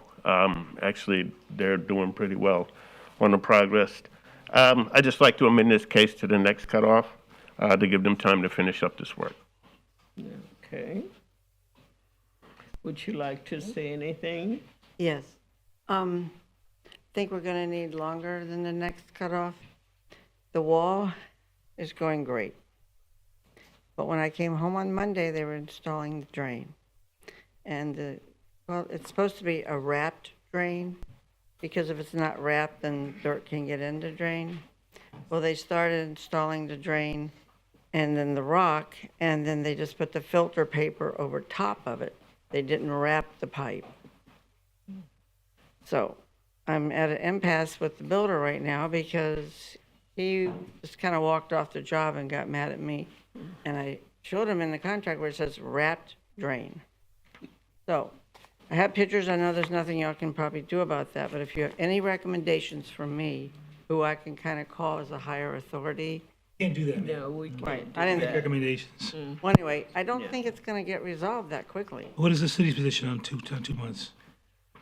City has no problem with that. Yeah, so problem with 2 months. Okay, so I make a recommendation to take the city's recommendation, but make the cutoff for February, which would be 2/1, Yeah. 23.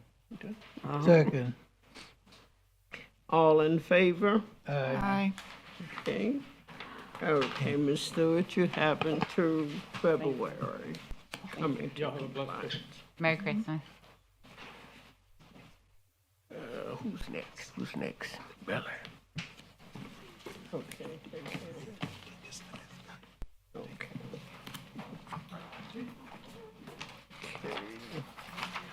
Okay, next case number 18, CEB 0822191, Stephen M. Weaver and Darnella L. Weaver at 1157 Bel Air Drive.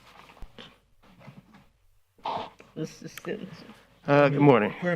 Since the last hearing, I have. Wait, hold on. Swear him in. State your name, sir, for the record.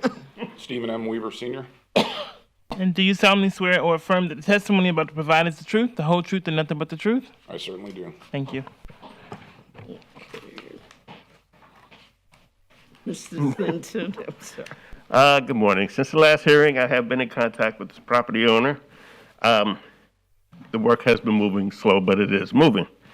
The stairs were poured Monday, I believe. He just informed me this morning that they are working on the wall. So I would like to go ahead and amend this to the next cutoff to be able to go out to confirm the work. Okay. Would you like to say anything, Mr. Stevens? Since I put some effort and expense into being ready for today's meeting, I'd like to present my information. And I don't know Give it to the clerk. Just give it to the secretary. the method that. I'll give it to him. And there's only 7, so I have one for the attorney and one for you guys. It's all right.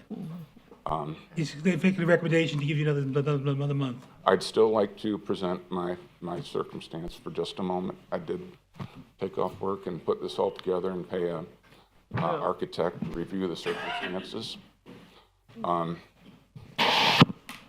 You may want to pull the mic up a little. Yes, sir. Yeah.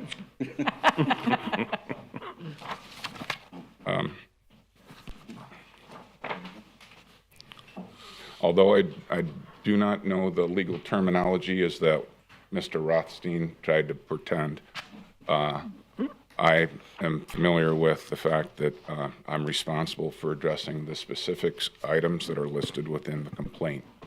The parking in the yard, the damaged stairs, the unpainted surfaces, and the missing door, and the broken window. And over Thanksgiving, my kids and I got the stairs ready and saved up the money and got the stairs poured. I got the permit closed yesterday. A picture of the completed stairs and the closed permit are both within the document. The parking in yard, awkward circumstance.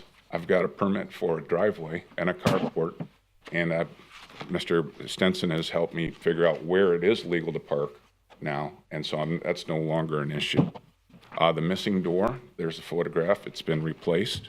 The broken window has been replaced, and per a state certified architect that I hired to help me with this report, I have addressed the 5 items that were brought to me, and I am happy to continue. So my contention is that I'm in compliance. I've addressed the You're saying 5. you're in compliance now, that's your intention? Yes, sir. Okay. I contend I'm in compliance. I have photographic records. It directly corresponds with the only 5 items specifically listed within the project. And I'm exhausted from this process, from the physical part and the uncertainty. We've set aside vacations and other expenses and Christmas shopping. And I just really feel that it would be appropriate if I could put this behind me today. Okay, he has to come Yes, out and but look he at it, has- so that's why he's recommending to amend it till next month, so he can come out there, and you won't have to come back next time. Well, with that understanding, there's been, and I've heard other folks talking about this. This is, I don't know what a charging document is, but I have done the items that are listed within here.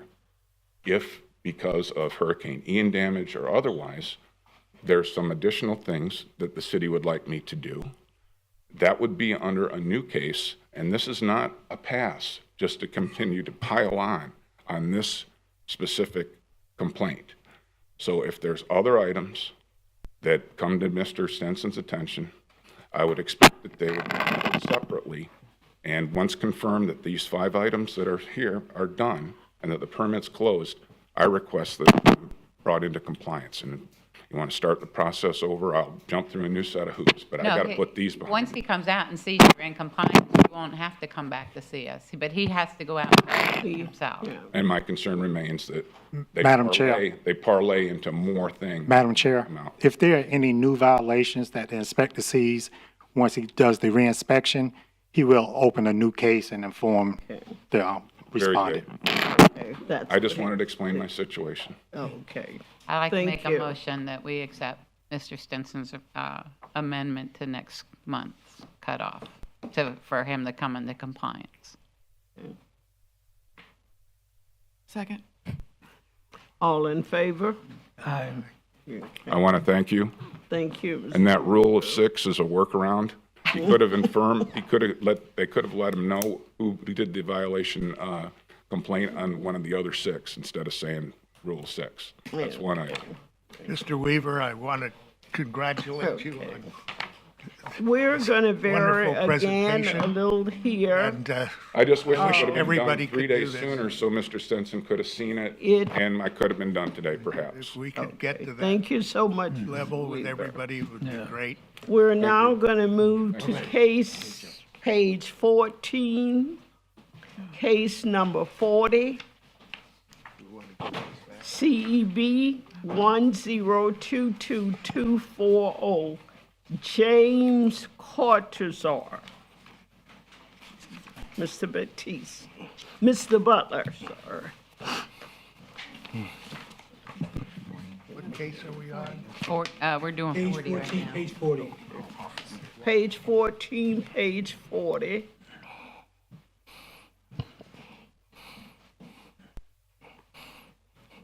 Okay. Good morning. As it pertains to 1041 Berkshire Road, this is a field-generated case. I conducted a site inspection on April 28th, 2022, where it was determined there were several violations identified: parking, house numbers, outdoor storage. A first notice was received on May 12th, 2022. On May 22, the violation was to be in compliance. The last date of reinspection was December the 5th, 2022. Result of my reinspection was non-compliance. I've had contact with the actual tenant regarding the violations. However, 2 out of the 3 violations still remain. Staff requests finding of non-compliance, compliance next cutoff. Okay. Are there any questions? Do I have a motion? I'll make a, Go ahead. I'll make a motion that we accept the city's recommendation to move to the next cutoff Find non-compliance. and find them in noncompliance. Second. All in favor? Aye. Okay. It's in motion. Case number 41, 1122245, Yana Vera Lorenzo at 1301 3rd Street. As pertains to 1301 3rd Street, this was a field-generated case. I conducted a site inspection on May 1st, 2022, where it was determined a garage was installed without a permit. A first notice received on September the 8th, 2022. On September the 18th, 2022, the violation was to be in compliance. The last date of reinspection was December the 5th, 2022. Result of my reinspection was non-compliance. I've had several contacts with the property owner, and as of today, they do have a permit. We're just waiting on it to be finalized. Staff requests finding of non-compliance, compliance next cutoff. Any questions? Make a motion to accept the city's recommendation of compliance by next cutoff. Did I get a Was that second? compliance or non-compliance? It's in non-compliance, Right. but for compliance by next cutoff. I'm sorry. Is there a second? She second. Okay. All in favor? Aye. Okay.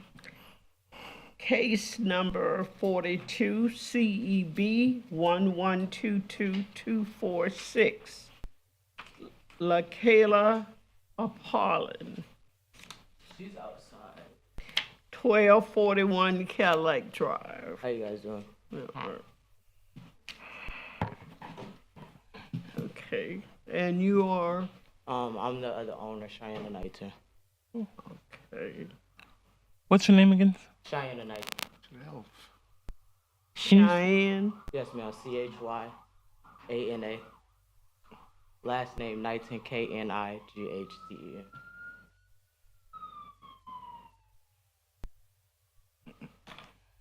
Okay, Mr. Butler. What? I'm sorry. Oh, Ms. excuse Knighton, will you raise your right hand, please? Yes, ma'am. Do you solemnly swear or affirm the testimony you're about to provide is the truth, the whole truth, and nothing but the truth? Yes, ma'am. Thank you. As pertains to 1241 Cadillac, this is a field-generated case. I conducted a site inspection on April the 20th of 2022, where it was determined there were several violations identified: parking, landscaping, dilapidated roof, dilapidated porch, damaged fencing, junk vehicles, and dirt and grime. The first notice was received on September the 8th, 2022. On September 28th, 2022, the violation was to be in compliance. The last date of reinspection was December the 5th, 2022. The result of my reinspection was non-compliance. I've had contact with the owners regarding the violations. However, the violations still remain. Staff requests finding of non-compliance, compliance next cutoff. Before we move on, I'm sorry, I missed one thing here with Cheyenne. What's the circumstance regarding LaKayla? She stepped outside. She's the owner. She's out. I don't know where she is. Yes, she is. Come on. She's not the owner. She's not the owner. Hey, swear her in and then start from the beginning again, Mr. Butler. I'm sorry? Swear her in and then start from the beginning again. Yes. Okay. Please. LaKayla Appling. Will you raise your right hand? Do you solemnly swear or affirm that the testimony you're about to provide is the truth, the whole truth, and nothing but the truth? Yes. Thank you. Father, go ahead and tell us again. Okay. As pertains to 1241 Cadillac, this is a field-generated case. I conducted a site inspection on April the 20th, 2022, where it was to determine there were several violations identified: parking, landscaping, damaged roof, dilapidated porch, damaged fencing, junk vehicle, and dirt and grime. The first notice was received on September the 8th, 2022. On September the 28th, 2022, the violation was to be in compliance. The last date of reinspection was December the 5th, 2022. Result of my reinspection was non-compliance. I've had contact with the owner regarding the violations. However, the violations still remain. Staff requests finding of non-compliance, compliance, next cutoff. Would you like to say anything? Well, my fiance has just started working at Waste Pro, and we're going to be using income tax money in January to proceed to do all of the things that aren't in compliance. So for like the vehicles, one of my vehicles was stuck on the line, so I couldn't get it off. So we had to tow it off. The piece that he asked for on the roof to be fixed, I had fixed it, but the last hurricane damaged it again. There's more additional damages from the hurricane. We do not get any assistance from FEMA or anybody. We've been denied by everybody. So all of this stuff that we are doing has to personally come out of my pocket, which I just started this job maybe 4 or 5 months ago to get all of this stuff together. He has been working with us. He has came by. Some things we have gotten done. The lawn definitely needs to be done. Parking on the lawn, we didn't start that. We had roommates that was living there that continued to park on it after you guys asked them not to. Benson, that has to be fixed, but what I'm just asking is give us time to get to taxes so I can actually pay for those things that needs to be fixed professionally instead of me personally trying to do it by myself, because I am a woman, and a lot of these things I can't do all by myself and go to work. I work 13-hour shifts a day, and coming home to a yard is kind of hard, and it's hot all day, so like I said, I just want time to be able to get into next year with taxes so I can actually pay professional people to just knock all of this stuff out for us. Is there any question? Now, you are LaKayla, Yes, ma'am. and you are the owner. Yes, ma'am. Okay. So, you said some things were done. Before when he started in the beginning, a lot of the stuff that he asked for, like the grass to be cut, that stuff was getting done. I don't have a lawnmower anymore. Someone tore it up. The trees were way higher than that. I did cut those down, but this is what it looks like from the 5th, which was the other day.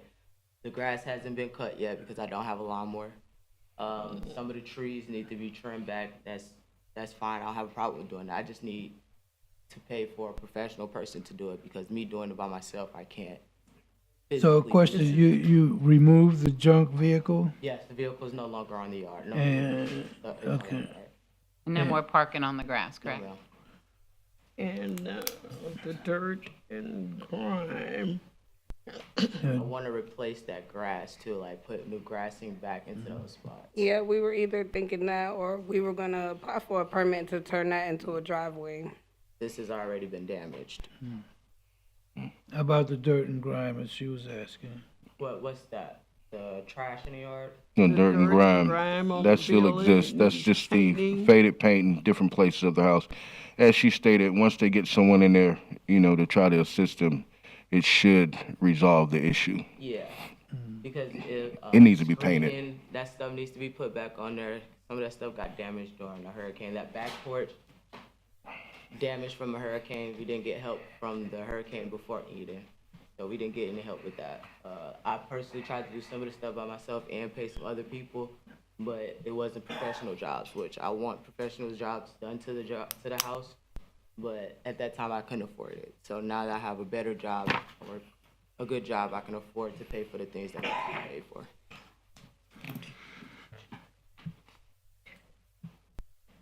Okay, so I'd like to make a motion Okay. to accept the city's recommendation to find them in non-compliance and to the next cutoff, I think it was? Yes, sir. Okay, because that'll give us a chance to revisit. So That's the motion. Second. All in favor? Aye. Okay. You've been found in non-compliance, and you have until next cutoff, which would be the January 12th date All to of it come into compliance. But stay in touch with Mr. Butler. Okay. Let him know. Okay. Thank you. Mr. Butler has something to say. Case number Wait, 43. I'm sorry. Mr. Oh, Butler. Before closing, would you share with them, as long as you guys are making progress and keeping things up, then we will consider. okay. You understand what he's saying? Start doing some things like power washing the house or whatever to show that you're doing some things, okay? Thank you, Thank you. Mr. Butler. Thank you. Merry Christmas. Thank you. Same to you. Merry Christmas, Happy New everyone. Year. Thank you, guys. Thank you, Mr. Butler. I wasn't looking, okay. Case number 43, CEB 1122260 Stella Marble Orocho at 119 Mason Park Drive.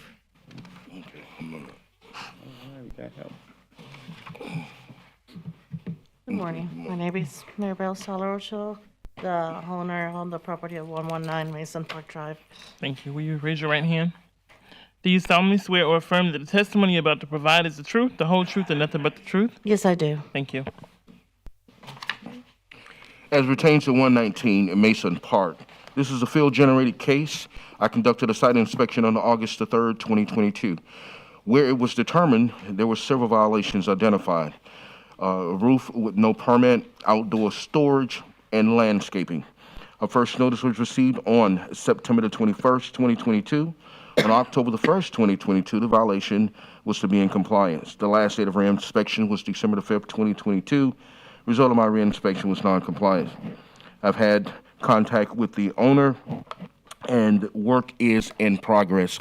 Also, I would like to note for the court today that we did an extensive research on the roof, and she's good as it pertains to the roof.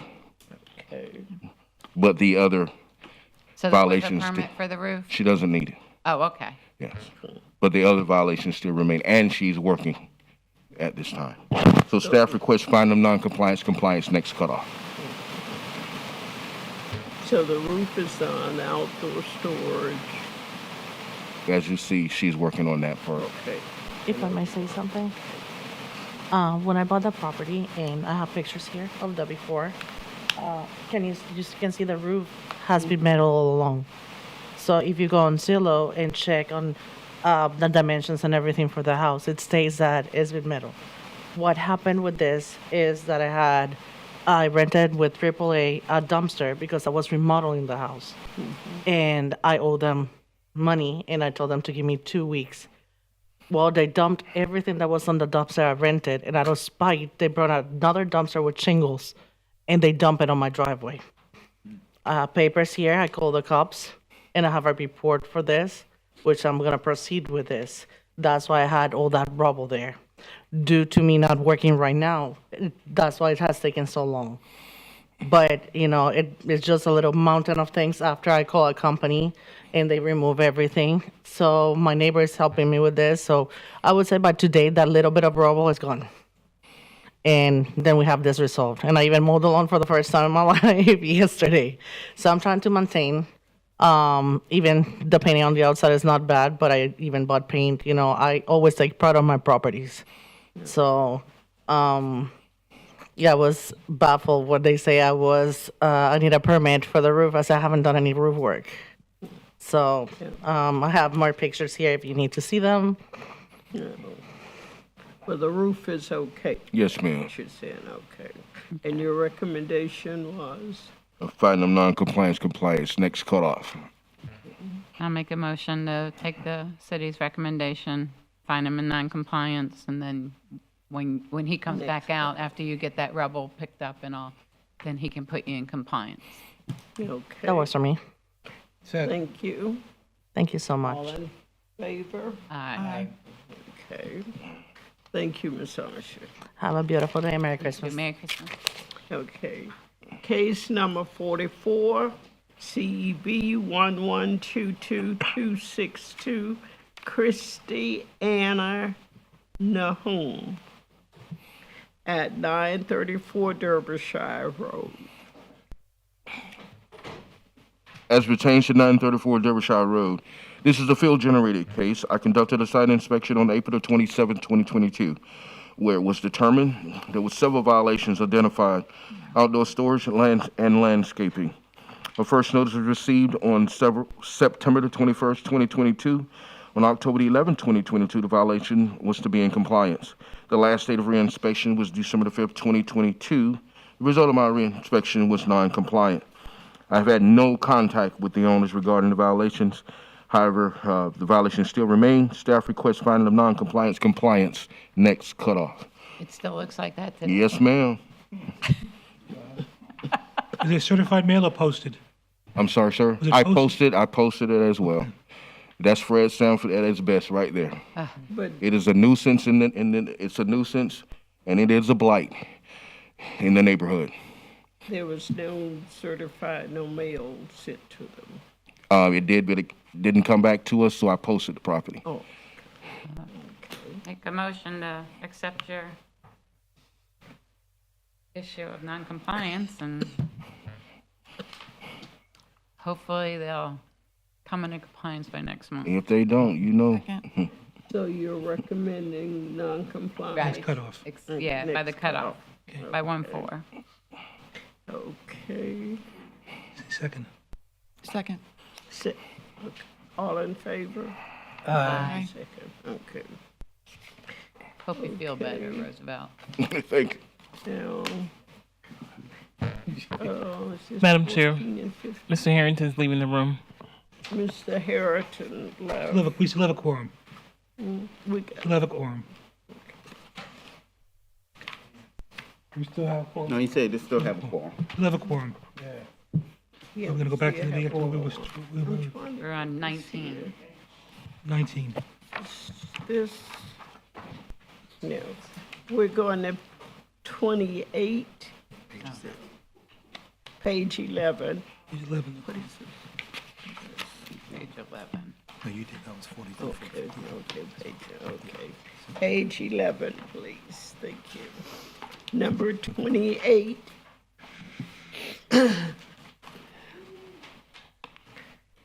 Case number 28, CEB 1122254, Munir El Farah Okay. at 1101 Cordova Avenue. This is a complaint-driven case that was opened on April 20th of 2022 for tree debris, damaged fence, and overgrown landscaping. First notice was August 13th of 2022. I have not had any contact with the owner. The property is vacant. I re-inspected the property on 12/6/22, non-compliance.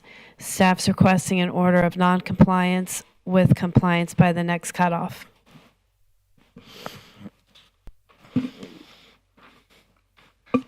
I'll make a motion that we accept the city's,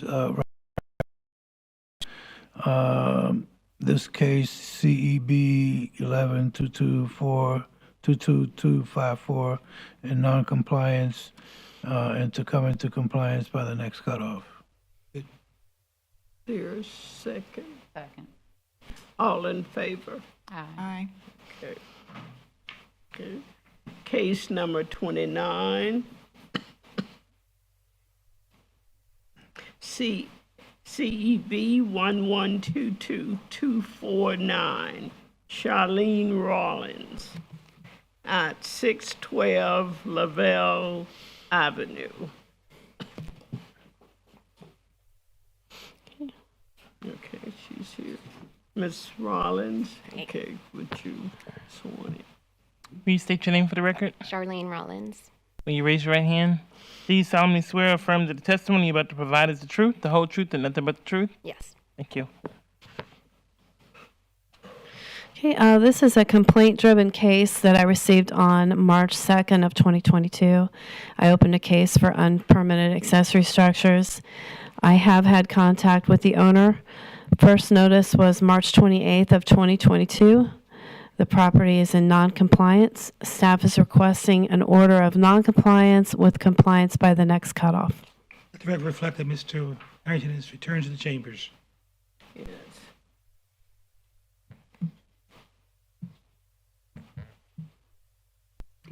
Would you get Mr. Hero to return? Okay. Would you like to say anything, Ms. Rollins? Yes. Since receiving the letter back in March last year, I did everything to come into compliance. They wanted a permit for a carport, which was a gazebo purchased from Big Lots that I was parking under in the back. I have concrete pad.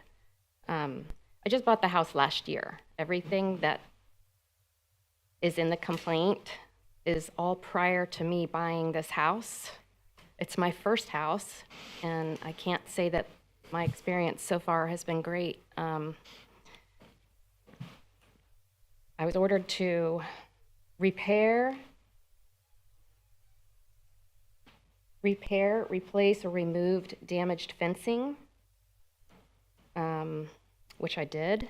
I couldn't afford to put a whole new fence up. The fence you're seeing in that photo is now the neighbor just built that fence. But my fence is an older wood fence that had dilapidated areas that I agree. And then there was a whole section of my side yard that the prior owners, I guess, used to just pull fence panels and burn them in the backyard. So there was just the fence posts were still up there, but it was still remaining a damaged older section in the back, and then the section up front. I repaired everything up front and repainted it. The back section, we tore out the dilapidated part, and we put up 2 new panels. And then I was told by Sarah that I'm in violation for putting up the 2 new panels because they're blocking the easement. And I never even knew of an easement when I purchased this house. I feel like it should have been disclosed to me. It never was. I just last night through all my paperwork from when I bought the house. There's nothing about a 25-foot easement in my backyard. Okay, Ms. Kurt, you're saying the fence, the shed, and the carport. Right. So, I mean, there's no way of me knowing if, the violations were there before she bought the house. We have to, if it's a violation, it's a violation. So, there is no permit for the shed. There's that accessory structure, which I refer to as a carport because it's got a car underneath it. It may be a gazebo, technically, I'm not sure, but there's no permit for that. It is a permanent structure.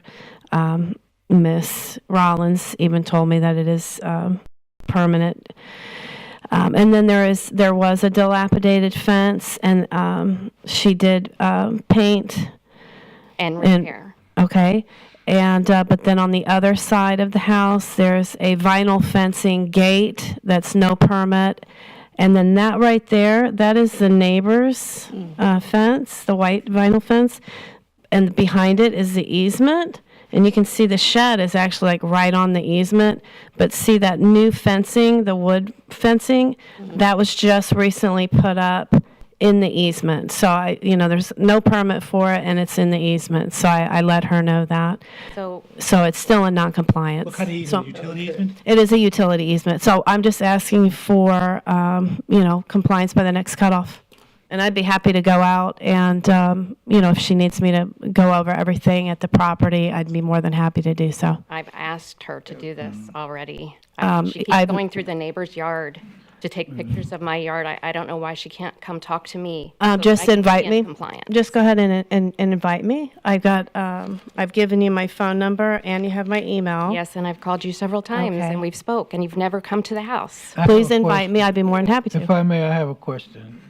The fence, you say it's the neighbor's fence, but it's on an easement, right? The white vinyl That fence. one, The yeah, wood fence. See the wood behind the white? I right. have a video. Oh, Could I okay, yeah, I please show? see, yeah, I see it now, okay. It's hard to understand what you're seeing here. I would like it to, if you could see it from my backyard and my point of view. Yeah, well, she said invite her, she'll come out. Right, anytime, just let me know. Yeah, Okay, so this is my issue. When the fence lines go all the way back to a metal fence that is the dividing. I have 2 surveys, and I would like to show if I could. I know, but we can't handle that. You could get with her on that, Okay, but- or a surveyor. We can't. Okay, well, what I'm trying to explain is the 2 fence panels that I put up in the backyard were already, the fence line ran all the way down the yard. Now, when this neighbor just put up the new fence, she put it up short of the easement.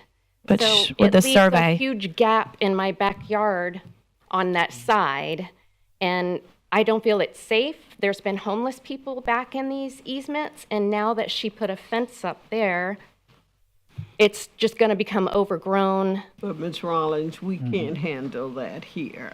We are. Yeah, you're in we the have wrong to venue. deal with If just you, here. I'm sorry, Madam Chair. If you Okay. believe you need a variance, there is a board that you can go to Yeah. or you need to talk to zoning and they can make a zoning decision. I don't know if you'd be able to get a variance for this, what you're explaining, but that's something you could check into.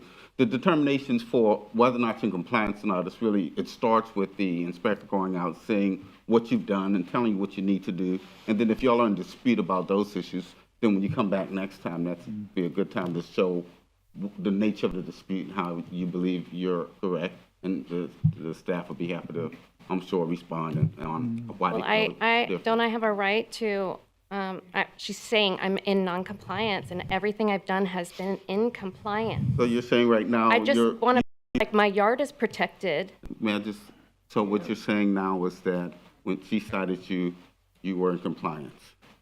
Or When you she can't, you cited got me? into compliance within 30 days from that date? Okay, as soon as I got cited or whatever, and then I went to permitting, I was told I had 6 months. Well, you don't. Because we put a permit under one whole umbrella for me to do the work and get it completed within 6 months. Yeah, you don't. I got rid of the gazebo Yeah. before the hurricane. It's gone, went to the curb. We were told my boyfriend was parking in the backyard. We were told he needed to be on a solid surface. This was by permitting, so we put in pavers for him to park on. When I told her we put pavers for him to park on, she said, "Oh, so you created a parking space? Do you have a permit for that?" Which is what we were told to do, but now she's asking, do we have a permit for that?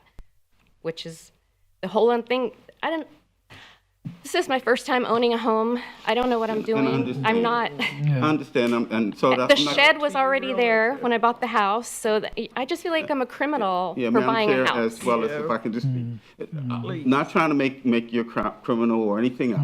I understand what you're saying is that you feel that you did a lot of stuff. I'm just saying that based on the code, you weren't in compliance at the time of what you were cited, but that's not, that's the stage one. Stage one is we find you in non-compliance and then we give you a reasonable time to comply, which is what they're doing now.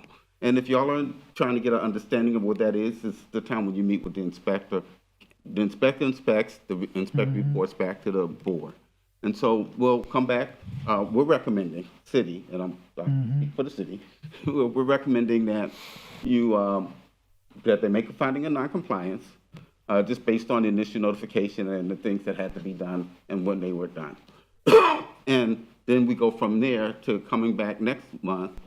Ideally, you would have already have spoken and resolved, I could tell there's a little tension, resolve whatever dispute you may be having with the inspector in terms of her coming out and you're being able to meet and so forth. And then we'll bring that before the board and the board makes a decision. If you need more time because you're diligently working at it and it's not done, then the board generally will grant you that time. If you've done nothing because you threw up your hands and said, "Oh, I don't understand," then the board may do differently. So what you want to do is do everything you can to work on it, and but they generally will give you, and we generally ask for this is routine for the first initial, return to be within the next cutoff, just so that we can know that you diligently want to do something about it, as opposed to some people really don't. And sound like you do, so I've done that's our everything recommendation. except the back, those 2 panels I added, just Get to with the keep my yard inspector. secure, that's all. And see, the things, I know, but the things you do that's not part of the code, just because you feel that they're necessary, there are ways There you was can do always a that. fence there, though. Talk with the inspector. So, but now I'm you're ready gonna to find make me a in motion. non-compliance. I'm not non-compliant. Okay, well, Okay. we're in Well- dispute with that, and that's a finding the board has to make. And I'm gonna make a motion if I may. I motion that we find, the KCEB 1122-252, in non-compliance and No, recommended. no, no, no, no. 249. 249. Oh, 249, I'm sorry. CEB, I motion that we find the case CEB 1122-249 in non-compliance, and to be reviewed at our next meeting. Okay. Is there a Can second? I just ask a question? Is there a second? There's a motion on the floor. I have a question also, so I don't, I guess it dies for a I would like a second. second. on this shed, if the shed was there before she purchased the home, how did she fix that? May I speak to that? Sure. If you purchase a home with violations, you purchase a home with violations, whether the violations on the property or, the violations came with the property. And so now you as owner, you're left with that responsibility. The diligence that you do at the time of purchase is how you overcome and deal with those things when you're making the purchase. If you believe you have a claim against a seller for, fraud or whatever else, that's a separate issue outside of the code. But the code issue itself is a code issue you bought into. Okay, and the thing with the fence, if the fence was there, but 2 panels were missing and she just replaced those 2 panels, Once again, those are things that she'll have to resolve with the inspector, but a lot of times the issue, if the inspector's concluded that a permit is required or not required or whatever it is, if those are disputed issues, I'm sure the inspector show her in the code where it's required or in the law, and she can also be able to inquire with the permits and licensing on a permit issue if they have a question or dispute. No, ultimately, someone will ask me if they continue with a dispute. So, but those are the real things that arise. I think maybe your motion said to come back for a review. We really hoping that we can be in compliance by next cutoff, and so and our general order or motion would be one where we're asking for compliance by the next cutoff. And of course, we'll be reviewing it. We always do, based on the progress being made, and hopefully it's resolved. But if it's not, our position will be a good faith review to be reported to the board, and y'all be able to consider whether or not y'all will give additional time. okay, I'm gonna hear a motion. Okay, so here we go again. In the case of CEB 1122-249, my motion is to agree with the city and find this case in non-compliance and compliance by the next cutoff. Okay. And I'll second. Second. All in favor? Aye. Okay. Ms. Rollins, you have been found in non-compliance and you have until the next cutoff. Please stay in touch with your inspector or go downstairs and they can give you information on a lot of questions you had. Okay. And one thing that they may not give you exactly. I tried. Ma'am, if I can just say one more thing to you that I think would be helpful. Sometimes, and we've discussed this among the board as well, a little bit of area that gets confusing is when you do get a permit, there's a time period that's granted for permits. Generally, it's 6 months. But when you're before a board that has jurisdiction, then whatever time period that the staff is giving you is really your time period. So even though the permit allows 6 months, if they gave you 30 days to comply, then you're not in compliance. Even though you still have time on your permit, you're not in compliance. So those are two different consideration. I'm just, I don't understand a lot. I'm And I bad memory understand that. issues and like, anyway, I do just have one other question because I was told downstairs to get another survey about the shed because they're saying it runs across that boundary, which when I bought the house last year, it shows the shed on the survey and it shows the boundary line feet away from it. I just got a new survey a month ago to come into compliance, which they asked me to do downstairs. I got a new survey and it shows the boundary line running right through the shed now. So did my property shrink? And it's the same survey company that did the last 3 surveys on this home. Yeah, take your survey down to permits and licensing. Okay. So now I know they're gonna tell me I have to move the shed and I don't have money for any of this. I Well, work let's 3 hope for jobs. better. So just let them see your circumstance, and if your circumstance be what it is, but let's hope for the best. And Inspector Kirk will work with you. And, yeah, work with your inspector, please. And thank you. Now we have case number 19, CEB 0622131. Adam S. Cavett at 366 Brookline Avenue. Which number, I'm sorry? Case number 19. Will you state your name for the record, sir? Adam Kuvek. Will you raise your right hand? Do you solemnly swear or affirm that the testimony you're about to provide is the truth, the whole truth, and nothing but the truth? Yes. Thank you, sir. I'm Mark Jones for Ken Yates. The inspector, Yates, has stated that he has not had any recent contact with the owner, but they have been continuing making progress. He is asking to amend to the January cutoff, I'm sorry. Okay. Mr. Cavett, would you like to say anything? I appreciate that recommendation. I'm going to need much more time than that. I have a letter here from the Small Business Administration approving my disaster application loan. The letter's dated October 28th.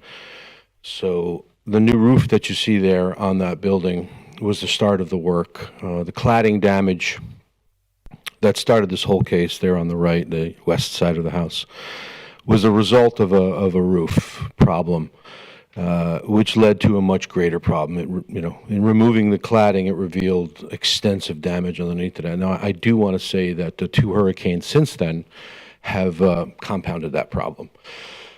Window damage, particularly you see now the electrical pole is no longer attached to the building, it's now offset. So there's 2 permits on the house. Actually, there's 3. The roof permit is complete, done, and final. There's a brand new roof on it. There is my permit to replace the cladding, but I had applied for a permit to repair 3 sides. The front side is now significantly damaged by both hurricanes, and the windows were significantly damaged by both hurricanes. So I've bought new windows. Hurricane, these are non-impact. I'm going with impact windows to replace all the windows and doors. And I have a letter from it's an email from the vendor for the windows with the delivery date estimating at June 1st of 2023. So I won't be able to complete the work until at least then. I really don't have the ability to keep coming back to these meetings. I had to take the day off just to get here. I wanted to come. Last time I had my attorney from Cobb Cole represent me, and he did a pretty good job explaining to you that there was extensive damage and it was a result of other compounding circumstances, but now it's gotten even worse. The windows won't be coming in until June. I have an estimate here that I'm still negotiating for all the remaining repair work, the framing, the resheathing, the reinsulation, and then the reinstallation of that power provision pole that the hurricane tore off the building. So we've got a little bit more work to do. We have the same goal. I don't want my house in this condition, and I'm working to get it fixed. The roof was the start of it, but now there's the windows were $25,000, so, and about $60,000 worth of reframing and recladding of the house, but it won't be done before June. So if we could just extend that, cutoff date to July. I should be done by then, and I'd be happy to close out the issue with you then. I don't think we can go that far out. We can give you probably a couple months out, and then you can keep in touch with Kevin or Mr. Jones, and that way you don't have to come back as long as you stay in touch with them, and they can Continue the work. I don't have a problem with that, but I tried to reach Mr. Yates. I've never had the opportunity to speak with Mr. Jones, but Kevin Yates does not respond. Did you email him too? I called him. No, I didn't email him. I don't think I have his email address necessarily, but I called him. He does not return calls. But that's fine. I'm just saying that the project is not going to be done until July. We have the same goal. I would be happy to appear by Zoom. I was going to do that, but I didn't get the approval to do that until yesterday. So I had to take the time off to come see you and appear, which I wanted to do myself anyway. I just wanted to let you know that we have the same goal and improve that. Couple of things. We wouldn't have any objection to you appearing by Zoom at all. I don't. No. I mean, No. That's That's more good. your preference That's fine. in terms of That's if you fine. feel the necessity to be physically here. Maybe if we Right just now. extend it as far as we're capable to have a Zoom meeting, and then you'll have an update on progress. Yeah, there's a recommendation. Yes, if I could, I do not have a problem with us amending the compliance date to the June cutoff with a progress report scheduled for the March meeting. That can be handled through Zoom to let us know, where you are at, and we can go from there. It's fine. Okay, well, with she that being said said, do 2 you want to months, make the so- compliance? Well, okay, I got you. Yeah, let's go that way. Can't he just make the progress report to you? Yes, he could make the progress report to me, but it needs to be scheduled before the board, I would say in March. So we can tell you where, A motion that we take the city's recommendation and find you in non-compliance with compliance, This actually, yeah, this is return. for just to return to the board either by Zoom. Yeah, just clarification, this is up for imposition of fine, so different motion. Right. Right, so motion for amending to Amend the March cutoff the March cutoff to give us an update.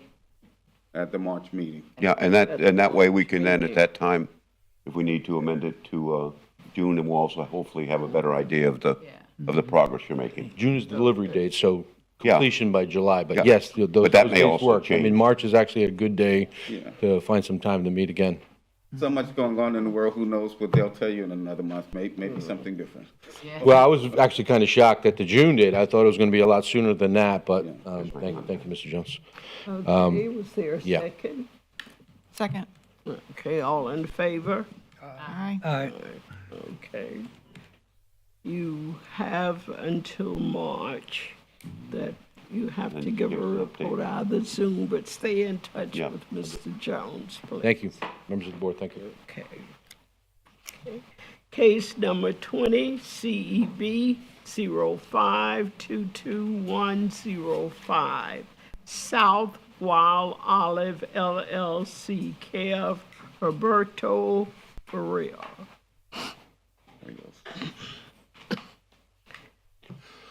Since last hearing, they have passed multiple inspections and are continuing to work under their permit.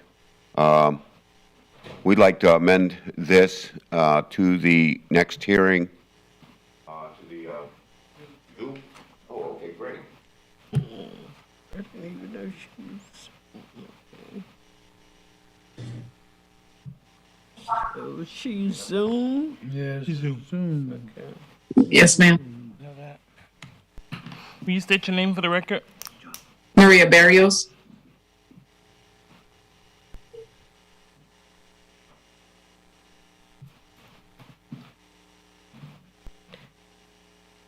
Will you raise your right hand? Do you solemnly swear or affirm that the testimony you're about to provide is the truth, the whole truth, and nothing but the truth? Yes, ma'am. In your relationship? I'm the owner with my husband, Huberto Barrios. Thank you. Okay, we're here for Mr. Jones. Did you hear the recommendation, ma'am? Did you hear the recommendation? Did you hear the recommendation from Mr. Jones? No, I didn't. Okay, go ahead, Ms. Jones. Since the last hearing, you have passed multiple inspections and are continuing to work under the permit. We'd like to amend to the January cutoff for compliance. What date in January is the cutoff, please? 1/4. January 4th. 1/4, yeah. If I mean, if you grant me another, about 30 days, I think it'd be best. I've spoken with the DC, and he's told me that he needs about 30 days, to finish. Seriously, for a February cutoff. So we would be fine with the February cutoff. Okay. The February The motion. Okay. Did you hear, Ms. Burr, is set to February cutoff? Yes, ma'am. Thank you. I appreciate that. Thank you. Okay. I would like to make a motion that we accept the city's recommendation in the case of CEB 05-22-105 to review at the next cutoff. Amend it to the February To cutoff. amend To the next cutoff for to compliance. the February next cutoff. cutoff in February.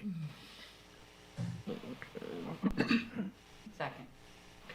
All in favor? Aye. Yeah, the clarification is we're amending a compliance date to Compliance date, February right. cutoff. Right. Yeah. Okay.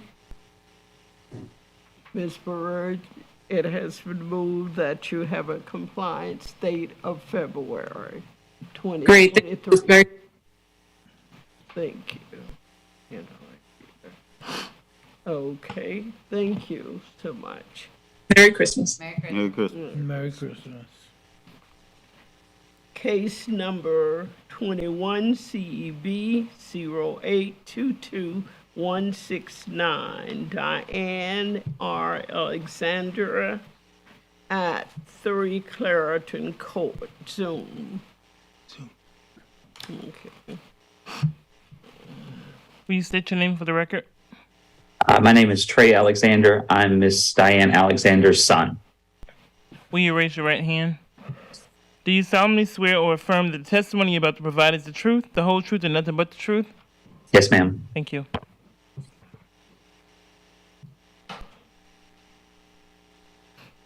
Yeah, since last hearing, they have continued to work under their permit and were granted an extension due to the progress that they had made by the permit department. I would like to amend this to the January hearing to allow them to finish January cutoff. Mr. Alexander, did you hear? I did, yes, ma'am. He said he requested for January. Just to add to that, our permit is up on the 29th. I have final inspections being scheduled with Universal Engineering that should take place prior to that with any luck. So hopefully we should be finished by the end of the year. Okay, thank you. Wonderful. Okay, is there a motion? Go, go, go. I'd like to make the motion to, accept the city's recommendation to amend to the cutoff in January to come into compliance. Okay, Second. okay, all in favor? Aye. Okay. Mr. Alexander, thank you, and you have until the January compliance. Okay, thank you very much. Merry Christmas, Happy New Year. Case number 22 CEB 0922200. Maryland Fields and John Dunbar at 551 Spruce Street.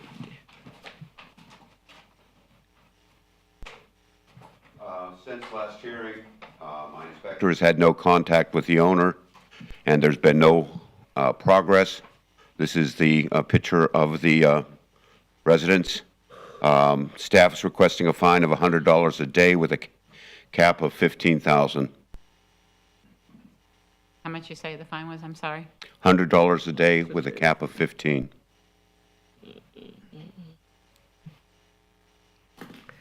6/4/20.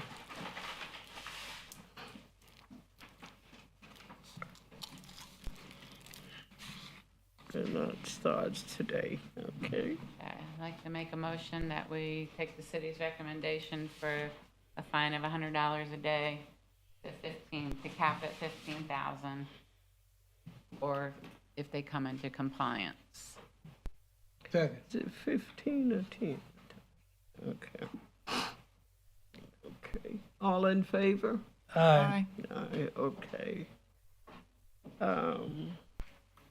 Case number 23, CEB 0922262226. Vanna Sherris at 3000 Sanford Avenue. Will you state your name for the record? My name is Jimmy Sherris. I'm Vanna's son. You're an attorney, right? Yes, ma'am. But he's not are you here in that capacity, or you're here as the owner? No, I mean, I grew up in the house, so I'm here under the capacity as the owner. Okay. Well, go ahead and be sworn. Will you raise your right hand? Do you solemnly swear or affirm that the testimony you're about to provide is the truth, the whole truth, and nothing but the truth? Yes, I do. Thank you. Since last hearing, my inspector has had contact with the owner, who has expressed a significant hardship. This is a house that in January was completely gutted by fire. There have been no plans filed yet with the city. We're asking for a fine of $100 a day with a cap of $10,000.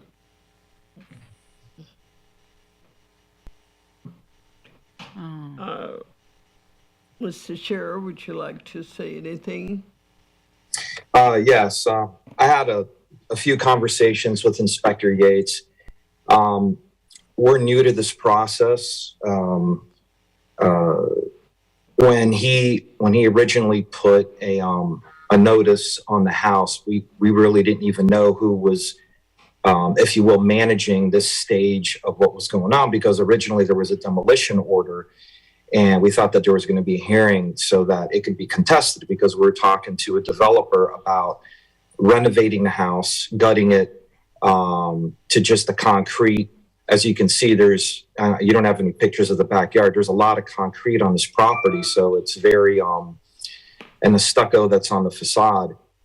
Well, we've had architects come out there with the contractor that, has offered to go ahead and, either do a renovation or a complete rebuild, a complete demolition and rebuild.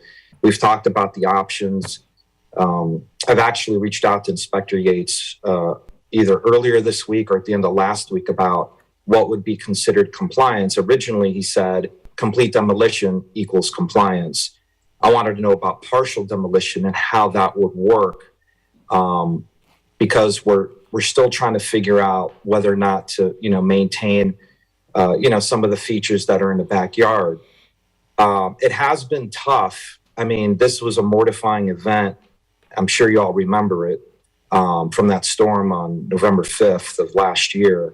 But there's other things going on here. I mean, the inspector came out originally, the fire inspector, but it didn't catch fire from any internal reason. It had to do with, an external situation. And there's I can't talk to it publicly right now because we're talking right now in a liability situation that is ongoing and it is unresolved. So I know Inspector Yates made a recommendation, to extend, I'm not sure how you guys call it, I don't do this type of law, so I have no idea other than what I've learned from this meeting today. So if I get the terminology wrong, forgive me.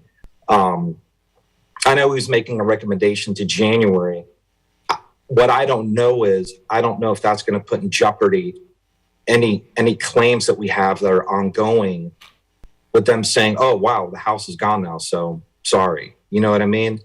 Because we also had an issue with insurance coverage. And at the end of the day, you know, this did not qualify as a FEMA situation because it was, you know, there were several houses affected by what happened electrically that night. All the houses that were, you know, behind us, next to us. It wasn't just our house, except our house is what caught the brunt of it. And unfortunately, or fortunately, I wasn't there at the time to try to do something myself to, you know, to stop the fire that started on the roof itself. So what we've had plans drawn up. We have them. You know, I was going to email them to Inspector Yates. I didn't know if it was appropriate. I don't know if we're going to go with those plans. But, you know, I talked to the contractor and said, you know what, I think maybe we should just do a demolition and see where it goes from there. You know, money is an issue. You know, the day before this happened, there were no issues. This house was built 1962, 63, right? So, you know, everything went wrong that day. So it's been tough trying to salvage things, taking up our time. We've been working. I've had, you know, friends, you know, colleagues helping out, you know, going to the property. You know, I had inquired about putting a pseudo construction fence around the property. You know, I had asked what the definition of compliance was, and based on what I heard today, having a meter, you know, and having electrical, and making sure that the premises is considered inhabitable. In this case, everything's boarded up. I know it's not habitable, but everything's been boarded up. I mean, all the boards you see are what we put up for hurricane windows. You know, no one ever dreamed that this would happen, you know, and we had 2 hurricanes come through in the last couple months too. The garage is boarded up. The backyard is fenced. Everything is fine. When you're looking at it from 10 foot down, you wouldn't even know that anything happened to the house until you see the soffit up, and then you go inside and you see, Mr. yeah. I'm aware, Mr. Sheriff, but let just one moment.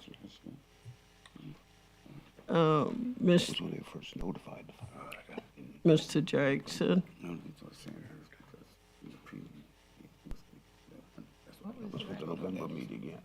I'm trying to get Mr. Jackson. Okay, Mr. Jackson, what were you saying something to? You know?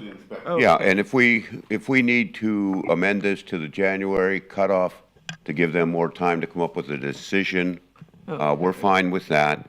It's just the case has been, as he stated, the property's been like this for a year. Yeah. With yellow tape around it, and it's a bit of an eyesore for the neighborhood. Right. My question is, on our paperwork, it says unsafe building. Well, it was secured. That's what he was showing. And if you look at some of the pictures, I think there's another picture that shows the front of the, it's unsafe for living conditions, so it is vacant. They have secured the building completely.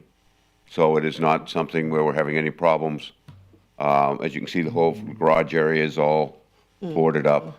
And the perimeter walls, any of the openings, they do have, as you saw, plywood over them, what he was stating was. They're in non-compliance and have not given you a plan to come into compliance? We do not have any, there's been no plan submitted to the building department for a remodel. There's been no request or plan submitted for demo of the building. So we're just kind of in limbo at the moment. Right, so that's the question.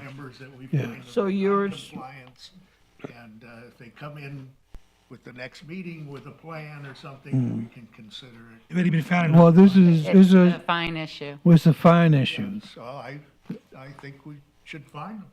Okay. Yeah, I'm in agreement because mostly that I got of what the individual said was that they're still not decided what they want to do with it. That was the end that I heard. And so the case has been open for a while, so we continue to not to know what we're going to do or not do.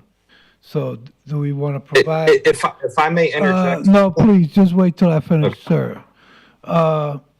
So to continue without any fine, then is, the opening is there to continue the thing of, we don't know what to do.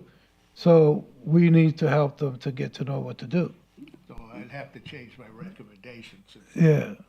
Yes, go I ahead. just want to speak to one point, and only because of our circumstance today. Yes. Our circumstance today is that we don't have Mr. Yates here. I hear this respondent suggesting that it was representing to him that he may have till January. To be quite honest with you, I thought that may have been Mr. Yates' position at least a month ago. I don't know if it would have been his position today. And I don't think what the inspector said was what he intended in terms of how it came out. We're not asking January for him to decide. We're asking January for him to remedy. So we would be looking for to amend to the next cutoff for compliance. Now, I understand that there may be some issues from an attorney perspective that may make him feel like he can't or shouldn't. And those are things he'll have to work out, within himself and with the people who he have to negotiate with. But from our perspective, the city's perspective, what we'd like to do is, we think, just so that we're clear in terms of our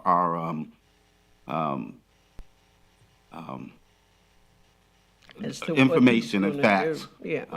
that we allow him the January date to come into compliance.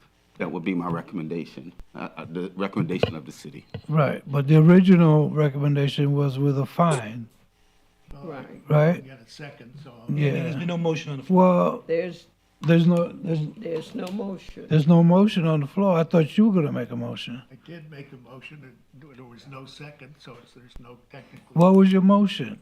I didn't hear your motion. You make it again, Neil. I originally made a motion. Okay. Before this explanation. Right. That we, thought we agreed with this. Right. It had taken too long, and that we would have hired him to come next time with a plan, or we would find him. Okay. That's I, pretty much where. I second that motion. So that's your motion, would you state it again so she can hear it and he can too, please? They need to come to the board at the next cutoff with a plan, or we will consider finding them. So No. this is carried over with no fine. So it's The amended. next board meeting, they will present us their plan, or we will discuss proceeding with a plan. Oh, okay. Which translates Moved into and amend to the second. next cutoff. Amend to the next cutoff, yeah. Yeah. And I second the motion. Okay, all in favor? Aye. Aye.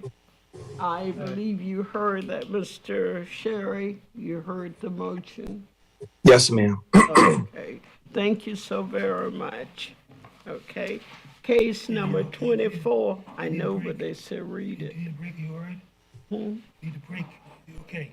No, okay. Good, okay. Oh, yeah, we just, did you ask Just for a wanna break? know, I know she wanted one, I don't, No. I'd like a break, You like just for 5 minutes, if I can. Are we talking about a break? 10 minutes, 'cause you know you. 10 minutes. Okay, at this time, we'll take a 10-minute break. How many? I do, yeah, it look like it's. Yeah, that's what I'm Yeah, saying. let's get these people out of here that are here. Oh, you want to do that before? Yeah. We do that, yeah. We could do No, no, that. We do we'll that. go back. Let's, After break, okay. let's do them and break after. They've been sitting here a long time. Okay. Have do these four people first. Fine. I thought you needed a break. It's not easy, not easy on you.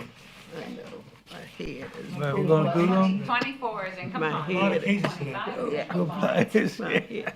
Okay, our next case is, as I said, case number 24, It's in 092222, is in compliance as of 11/1/22. Also, case number 25 is in compliance as of 11/1/22. Case number 26, CEB 10-22235. Before And we wait, do the 26, can we just, or we're gonna go? yeah, specific, we're gonna go with the ones Yeah, here, but, please. so, we can just take a moment, it's 20, we were hoping to take the next the folks that are here. We're going to take the cases with the people With the in people. That are The here, people are here, yeah. So as soon as we get those, so they don't have to wait. Okay, Which one is that? So who's here? What's your name? they've given them to him. Okay.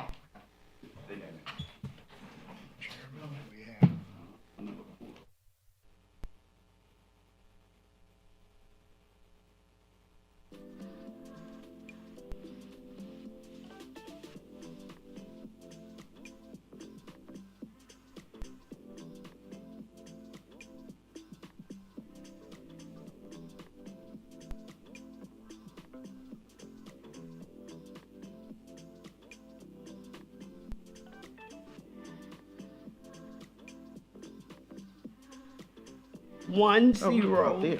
22230 W. Hardins Blue. It's a famous name.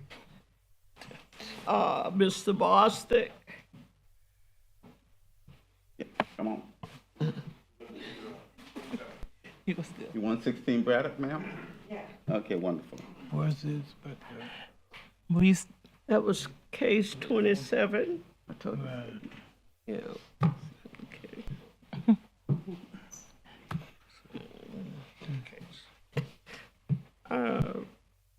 Miss Baloo, is it? I'm not. I'm just a resident there. I'm like the caretaker because the guy's in a nursing home. Be sworn in. Well, your name, please? Wendy Milligan. Wendy Milligan. Can you spell your last name for me, please? Milligan. And you said your relation? Yeah. Caretaker. Have you been with us before? No. It sounds familiar.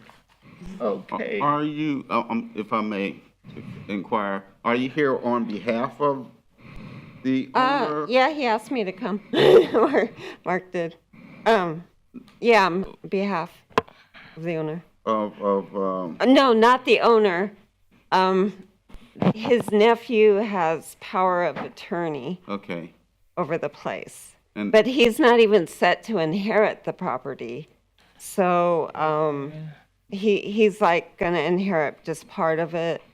And So you're here The nephew. because the nephew said it'd be good to come, or because Yeah, said it'd be good to yeah. come, or because you yeah. thought it'd be good to come? all of Okay. all of them. My recommendation is, at this time, at least for this proceeding, it probably doesn't matter a whole lot, and without it being in writing, I think it's more a witness than a representative. Yeah. Witness, yeah. And, We don't have to in the future, if we get to the point where we're talking fines, we'll probably need something in writing. But Yeah, okay. Do you solemnly swear or affirm that the testimony you're about to provide is the truth, the whole truth, and nothing but the truth? Yes. Thank you. Mr. Boston. All right, good morning, Board. Inspector Boston, credentials on file with the city. All right, this case was field generated and opened back on June 16 of 2022 for a dilapidated roof, dirt and grime on exterior of the home, and awning, peeling and fading paint, no premise identification, overgrown landscaping. Landscaping has, improved. The home is now in process of being painted. The first notification was on July 13th of 2022. The property was posted. Compliance was due by August 12th of 2022. Last day of reinspection was December 7th. Result non-compliance. I have had no contact with the owner. I believe he's in a nursing home. So I've been in contact with, I believe it's the owner's nephew.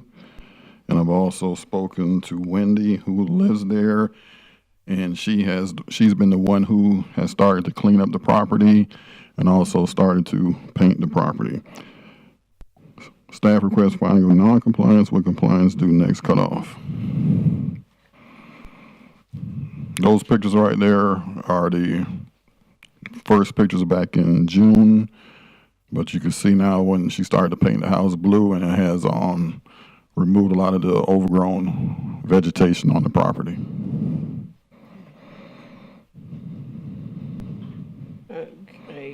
Milligan, would you have anything to say? He just wanted the roof, something with the roof, and the owner, or not the power of attorney person, his nephew, said that he's willing to put a new roof on. Okay, is there a motion? I'll make a motion that, in the case of CEB 10-22-230 is found in non-compliance and to come into compliance by the next cutoff. Second. Oh, no, what you had to face a fine of up to $1,000. Or what? Yeah, do you have the stuff that Luigi uses? Mm-hmm. Or Yeah, but face a fine of up to $1,000. yes, Or face a face fine, in addition, or face a fine up to $1,000. Per day until compliance is achieved. Per day until compliance. Per day. Yeah. I got my little form out. Yeah. Yeah, you got the form good. Yeah, I got it. I don't have mine with me. Okay. Okay. You still second? Okay. We got a motion. All and a in second. favor? Aye. Aye. So I didn't understand that about the 1,000, that, You have up until The- next month to come into compliance, or we can lodge a fine next month. of 1,000. Up to $1,000. Yeah, up to $1,000 a day. You got it. Okay. All right, thank you. Okay. Madam Chair, the next one is the addendum. CEB. What's the number and page? It's the extra piece we got. Oh, I'm sorry, Madam Chair. I just got it out of order. The next case would be number 39. Case 39, page 14.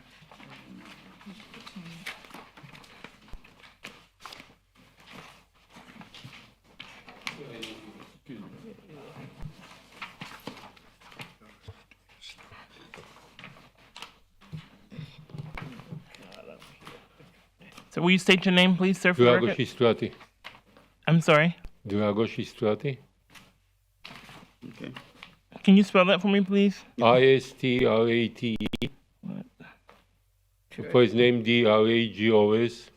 What's on the thing? Okay. Oh, you're right. Sorry. Will you raise your right hand? Do you solemnly swear or affirm that the testimony you're about to provide is the truth, the whole truth, and nothing but the truth? Yes, I do. Thank you so much. Okay, Mr. Stinson, we'd like to hear from you.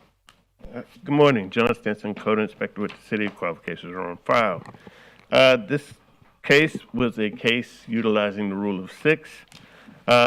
Property owner was cited for unmaintained landscaping, outside storage, dead tree, damaged fencing, peeling paint, damaged garage. He was first notified on 6/29/22. The last inspection of this property was yesterday. The property does remain in non-compliance and should come into compliance by the next cutoff. Okay. Mr. Dragos, would you like to say anything? Say it again, please. Would you like to say anything? Oh, yeah, we have pictures since this morning. We did, what happened? I'm doing it myself, the yard work. I got hurt my back, so I couldn't do it for a while. So I easily started to do it, and I have pictures to show you that we fix the things. And from this morning, even the front yard, and we fixed the walkway is all fixed, and we're making progress. I have permits. I changed the windows on that house, and was with permits, of course, and we got all that, and we had some paint to finish. I painted all the stucco, but I couldn't get to the trims again. I hurt my back. I'm doing myself, so this is why we delay it. And but now I'm better, and I can do it faster. Okay. Okay. So, are there any questions from the board? What is your motion? Well, they got some pictures. Shouldn't we see that pictures? Mr. Stinson, what was your recommendation? No, for Non-compliance for next cutoff. Next cutoff. I'll make a motion that we accept the city's recommendation for the non-compliance of the property at 823 North Oleander and come in compliance and return to the board at a subsequent meeting for consideration up to a fine for $1,000 per day until compliance is achieved.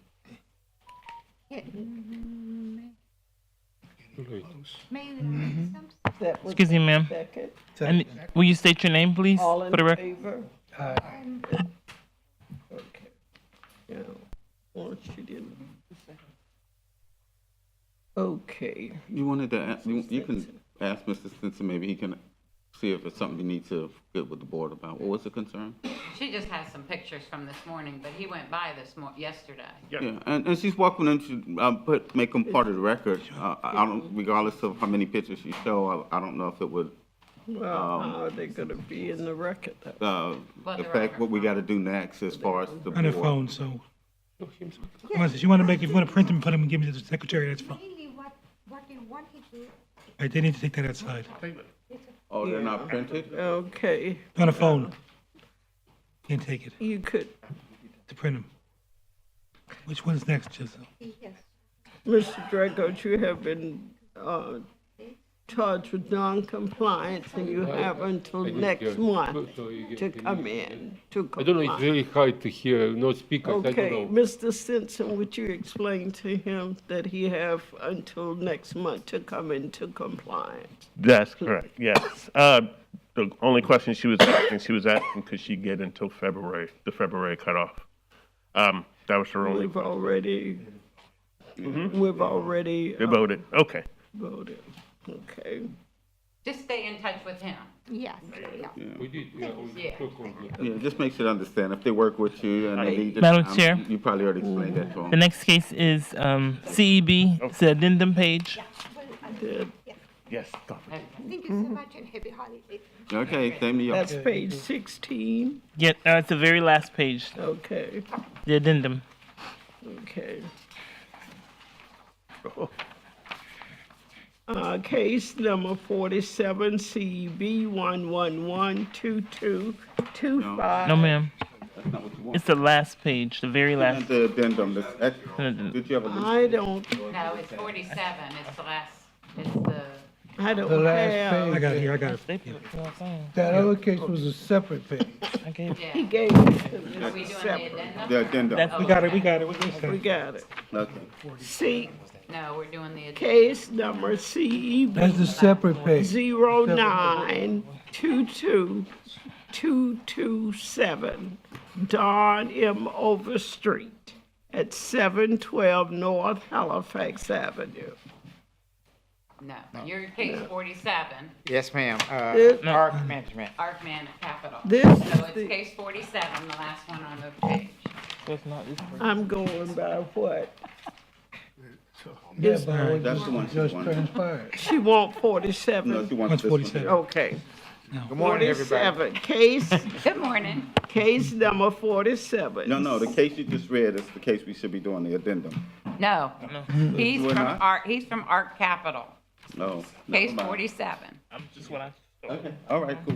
Well, I don't have that one. It's on the gave- last page of your sheet. It's 47. You're right. From Arch Capital. Yes. Right. This is the You're one right, we're I'm doing. wrong. Okay. Case number 47, CEB 1122255, Arch Capital Management and Investment LLC at 456 Pleasant Street. Okay. Mr. Alderman. Will you state your name for the He's been record? sworn in. Moselle Fleming. Oh, Moselle Fleming. Yes, ma'am. Can you spell it for me, please? Just- MOZLLFLEMING. And your affiliation to? I work for Alex. I work for Arch Management.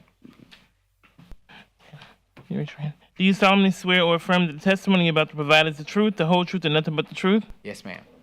Thank you. And your name was? Moselle. Moselle. Yes, ma'am. Okay. Now, Mr. Alderman, Okay. we're here from you. This case was open for re-roof construction without a permit. First notice was 7/13 of '22. Date provided for compliance was July 23rd, 2022. I have had one phone call from Mr. Moselle. The last reinspection was 11/29/22 and requesting compliance due January cutoff. But Mr. Moselle does have something to say about it. Yes, ma'am. I got a permit for the roof, and now I gotta get the permit for the electrical, like you told me on the permit for the plumbing.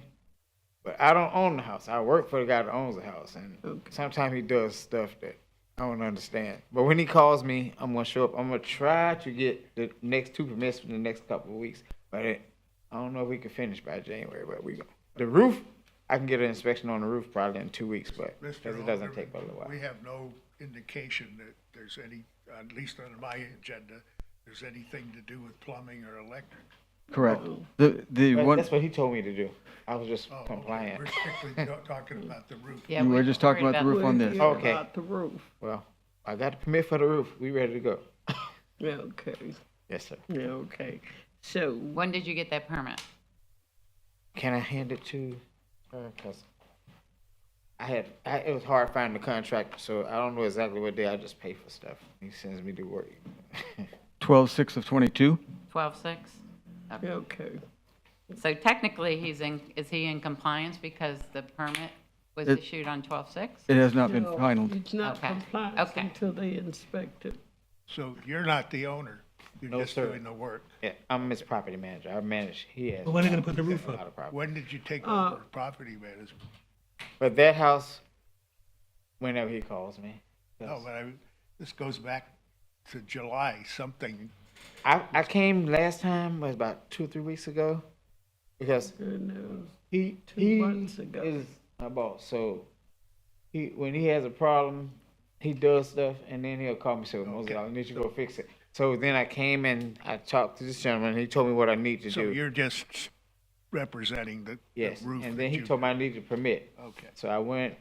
It was hard finding a contractor that would take the work after Alex does what he does. So the contractor like, I don't really want to touch this. I don't want to touch this. And I finally found a guy that I could pay to get this. So now I can get the roof done.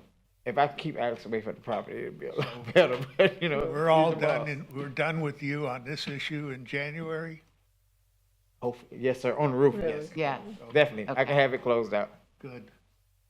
Okay. You gonna make a motion? No. Okay, I'll make a motion that we accept the city's recommendation to come into compliance by the cutoff of January 4th for the re-roof construction without a permit.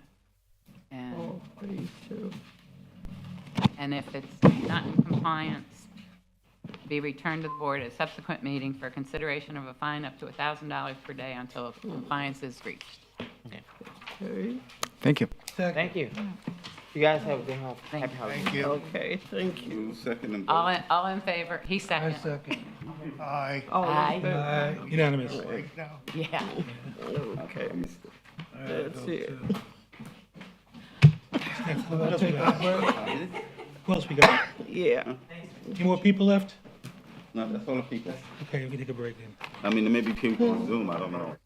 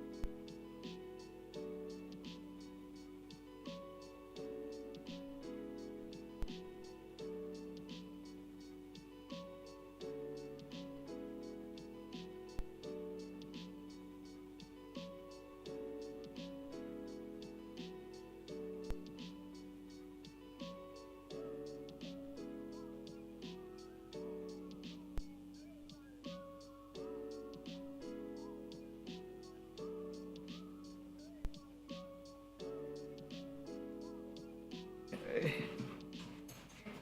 We have case number 32, CEB 26, I think. 32, we're going to Zoom 32. Oh, okay, we're doing. On page 12. The second chairman is. I was just trying to go back in order. Yeah, she is, Yeah. 32 and 34. CEB 1022228, PB Lands LP1 GPN Inc. This is That's at 1236 Bel Air Drive. Number 32, Mr. Harrington. Sir, will you state your name for the record? Hi, good morning. It's Fabrizio Lucchese. Will you raise your right hand? Do you solemnly swear or affirm that the testimony you're about to provide is the truth, the whole truth, and nothing but the truth? Yes, I do. Thank you. And your affiliation? I'm a principal of the company. Thank you.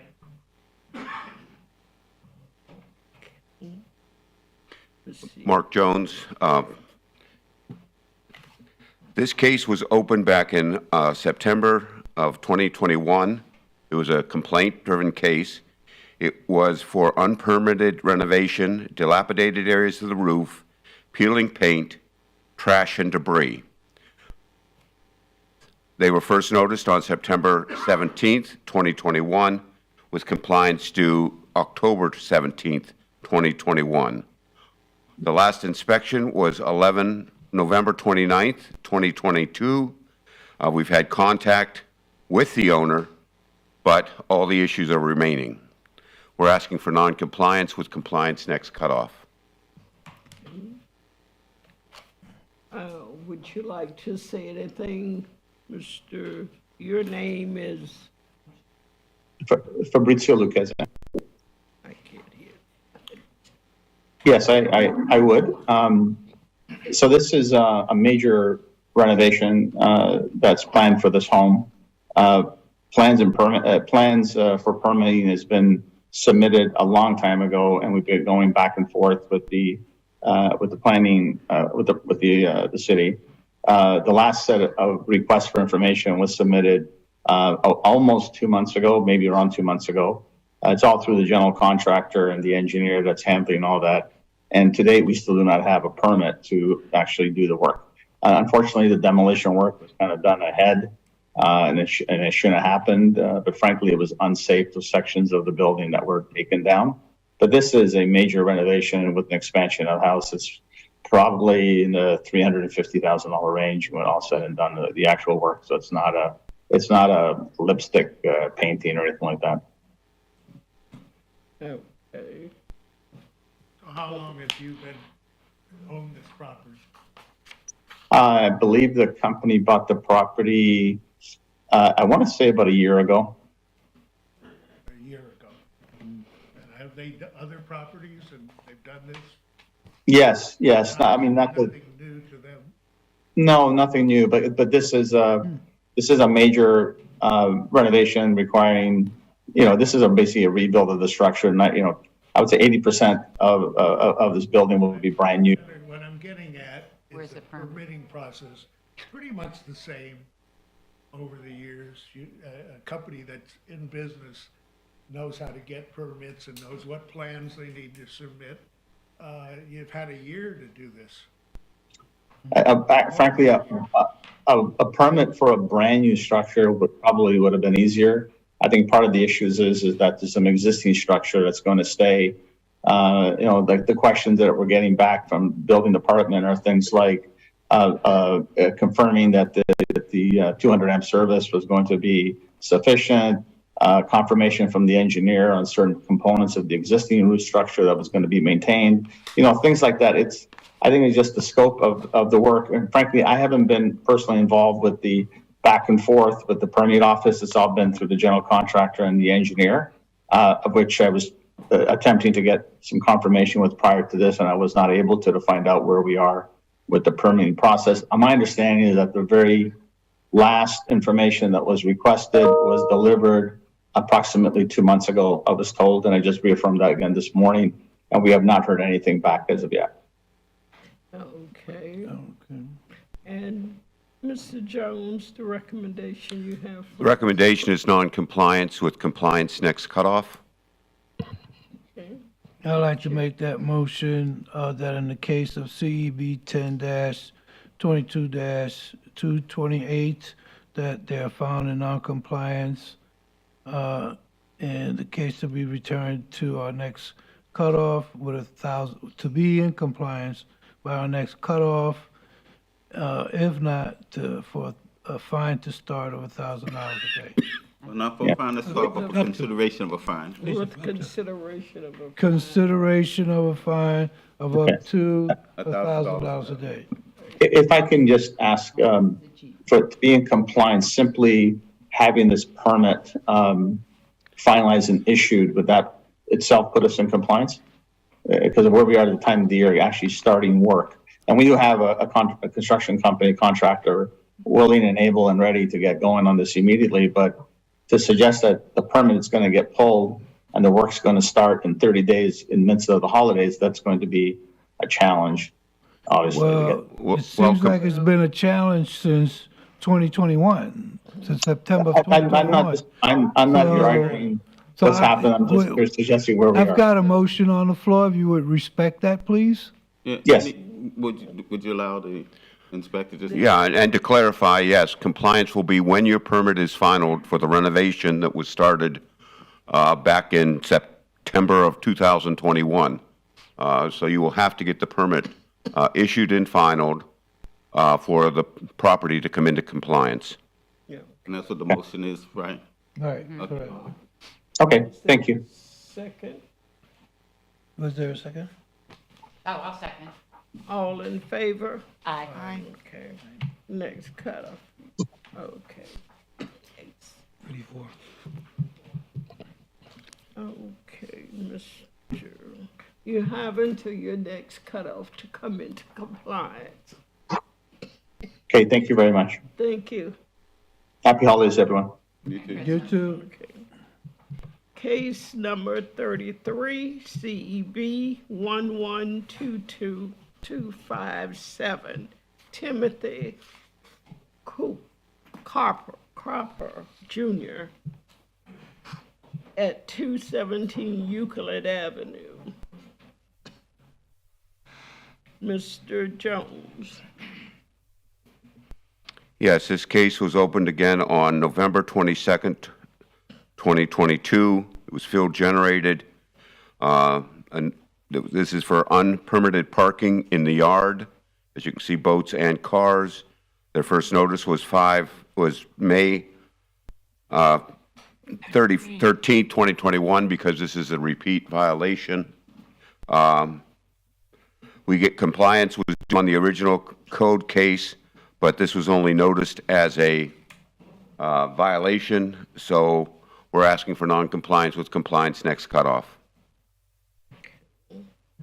You're gonna be doing a will find on it, since this is a No, second? not Yeah, that see, point. this is, yes, we would be, it wasn't, It's a new case. It wasn't noticed that it wasn't noticed as a repeat violation. No, it's, you can't do that. At least, that is not how the status is on the agenda. Okay.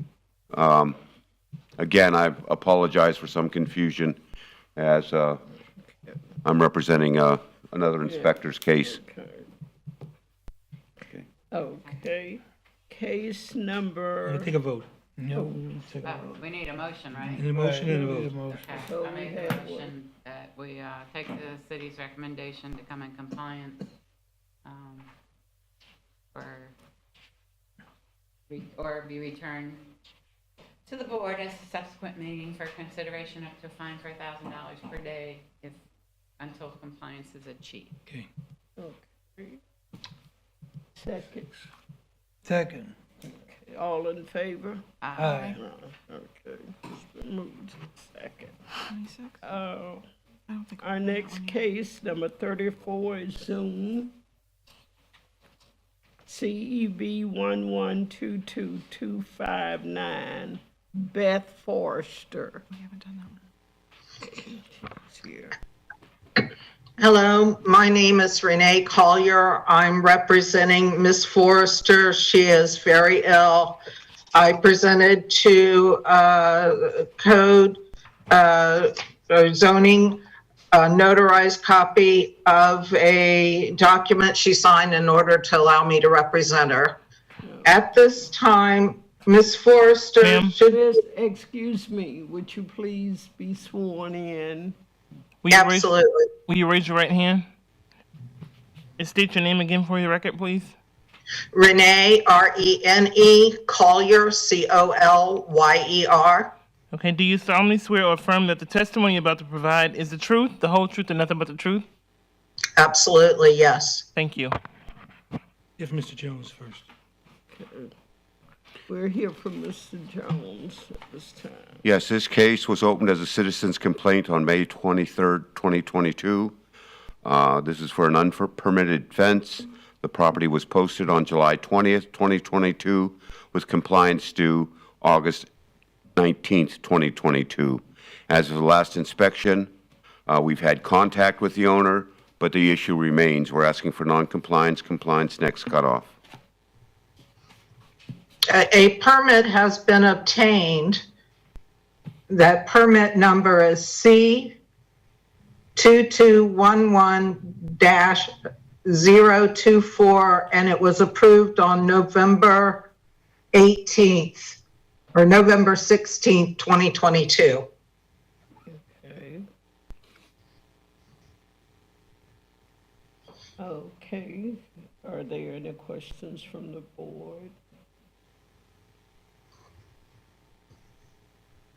How do we verify that there is a permit? We will, the inspector, I will verify it. I'm asking for it just to be found in non-compliance. If the permit has been, if the difference is she has received the permit, I don't know if the permit has been finalized yet. I'll have to get into the building department system to see if it has been finalized. If it has been, then I will close the case. Okay. Okay, Ms. Collier, did you hear that? Yes, how will I know it's closed? Do you know if they have a final inspection yet on the permit?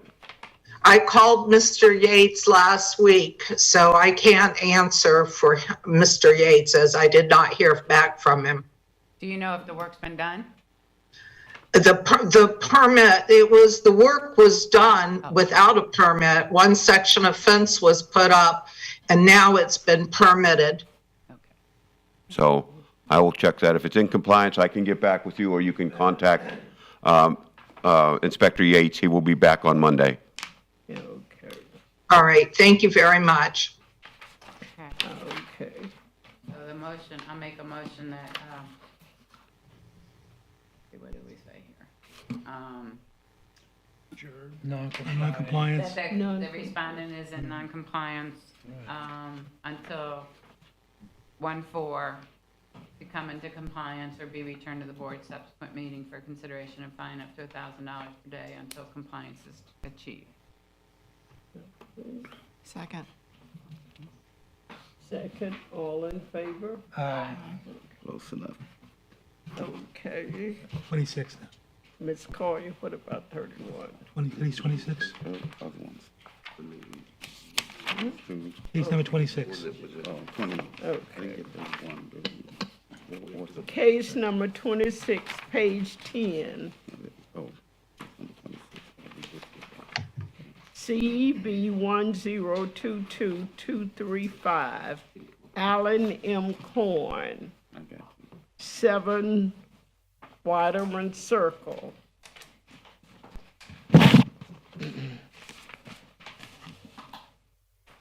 Mr. Boswick here? There he is. Mr. Boss. There he is. There he is.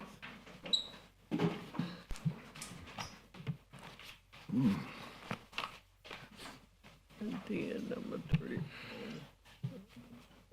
All right, this case was field generated, open on May 5th of 2022 for peeling, fading paint, dirt and grime on the exterior of the property, dilapidated roof, overgrown landscaping. First notification was on June 2nd of 2022. Property was posted. Compliance was due by July 3rd of 2022. Last day of reinspection was December 7th of 2022. Result, non-compliance. I've spoken to the owner multiple times to discuss what needs to be done. Staff requests finding of non-compliance with compliance due next cutoff.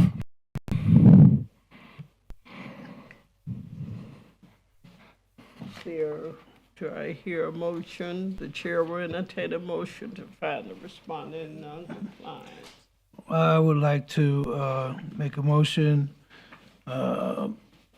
allowing, let's see, case number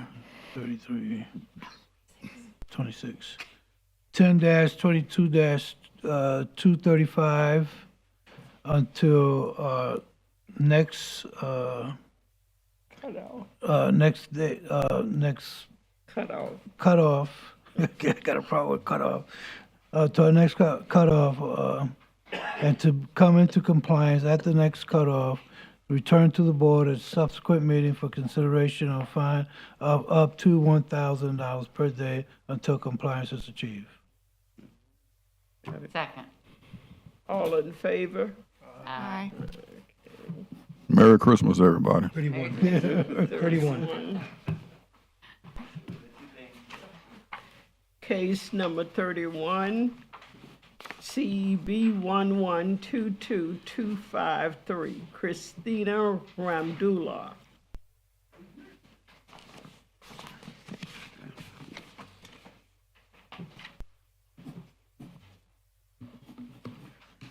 Inspector Jean-Baptiste, this was a field observation on January 12, 2022, with the following violations: failure to clean dirt and grime off all exterior surfaces and repaint, failure to remove all exterior storage, debris, and unmaintained landscaping. Notice of violation was generated and sent certified mail. It went unclaimed. As such, on July 22nd, 2022, the property City Hall was posted with 20 days to comply. A site reinspection on September 7th, 2022 found the facility not to be in compliance. I've had no contact with the owners. Staff is requesting a finding of compliance by the next cutoff. However, as you see in the picture, it appears that landscaping is being cared for. That is not the case. The neighbor is simply, in his word, tired of this property, so he's cutting the grass. It is not being done by the owners. Is it vacant? It looks vacant. It is vacant. Okay. The chair will entertain a motion to find respondents in non-compliance in order to the respondent to come into compliance by the next cutoff date or to be subject to a fine of up to $1,000. Go. Here's your motion. Okay, I'll make a motion, to say that, the property is in non-compliance, to take the city's recommendation to come into compliance by the next cutoff date of 1/4, or be returned to the board at a subsequent meeting for consideration of a fine up to $1,000 per day or until compliance is achieved. Second. Thank you. All in Merry favor? Christmas. Aye. 35. Okay. 35. Case number 35, CEB 1122256, Roy L. Daverd.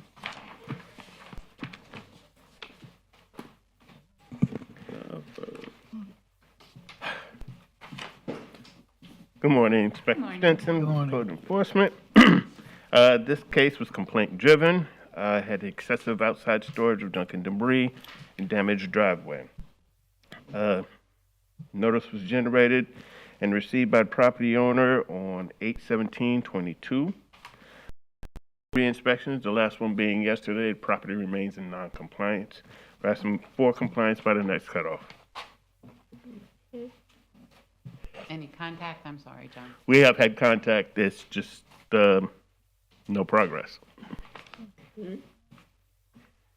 Okay, I'll make a motion, in the case of CEB 1122-256, to accept the city's recommendation and find the property in non-compliance and to be reviewed at the next cutoff date to come into compliance or be returned to the board at a subsequent meeting for consideration of a fine of $2,000 until compliance is achieved. All in favor? Aye. Aye. Okay. Case number 36, CEB 1122248, Alan and Deborah Buckowitz at 420 Gulf Boulevard. This is also a complaint-generated case for an unpermitted retention wall. First notice was received on 8/8/22. I have been in contact with this property owner. In fact, she was here today. There has been a permit that has been issued. The work has not been completed yet, nor has the permit been final. We're asking for non-compliance and compliance by the next cutoff. Okay.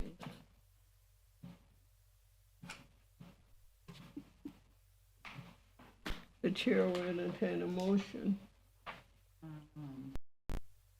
The case number CEB 11-22-248 is in non-compliance agreement with the city's recommendations, and they will have until 1/4 to come into compliance or be returned to the board at a subsequent meeting for consideration up to a fine up to $1,000 per day or until compliance is achieved. Second. All in favor? Aye. Okay. Case number 37, CEB 11-22-258 is in compliance as of 12/7/22.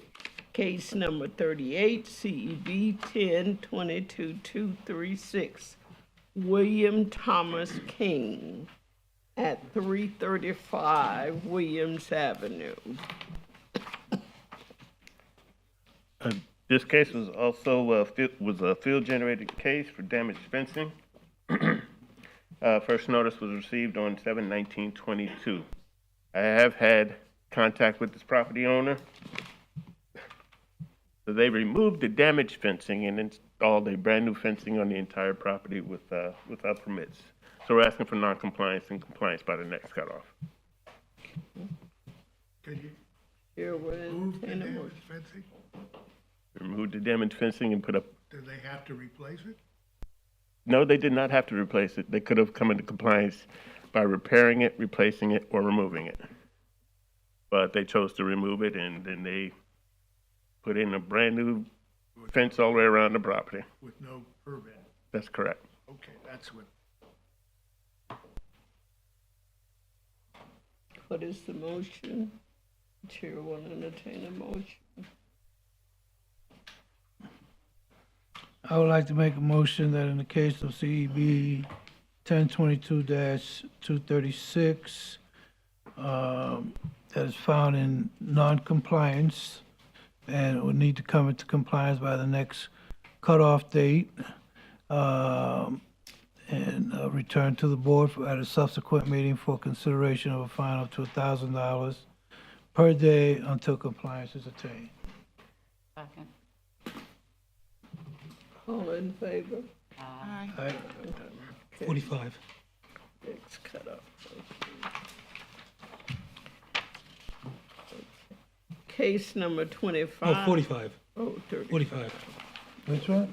25 or 40? 45. 45. Okay. Case number 45, CEB 10-22-229, Adiba Sugar. It's at 530 Cannon Street. Mr. Alderman. This case was open for damaged fencing, rotting deck and railings, broken windows, peeling paint, and overgrown property. The first notice was July 11, 2022. Compliance date was August 11th, 2022. I've had no contact with the owner. The last inspection was 11/29/22, and all violations still remain. Staff requested a determination of non-compliance with compliance by the January cutoff, please. I would like to make a motion that in the case of CEB 1022-229, is found in non-compliance, to come into compliance by the next cutoff date, next cutoff date, and be returned to the board at a subsequent meeting for consideration of a fine up to $1,000 per day until compliance is achieved. Second. All in favor? Aye. Okay. Case number CEB 09222227. Which one? What number is that? We're did. It's an addendum. We did that one. Oh, we did this one, okay. That's it. 46. We did Overstreet. 46. 46. Didn't do the addendum yet, but yeah, 46 is next. 46. Okay. The agenda? Okay, case number 46. Did we do the addendum already? No, we didn't. Oh, we did it. No, but it's not. We did CEB 10-22237 Lloyd Hayes, Much better. at 626 Madison Avenue. This case was opened for peeling paint, rotted and damaged fascia, and rotted soffits. First notified July 21st, 2021. Compliance date August 21st, 2021. Posted 5/17/22, reinspection 11/29.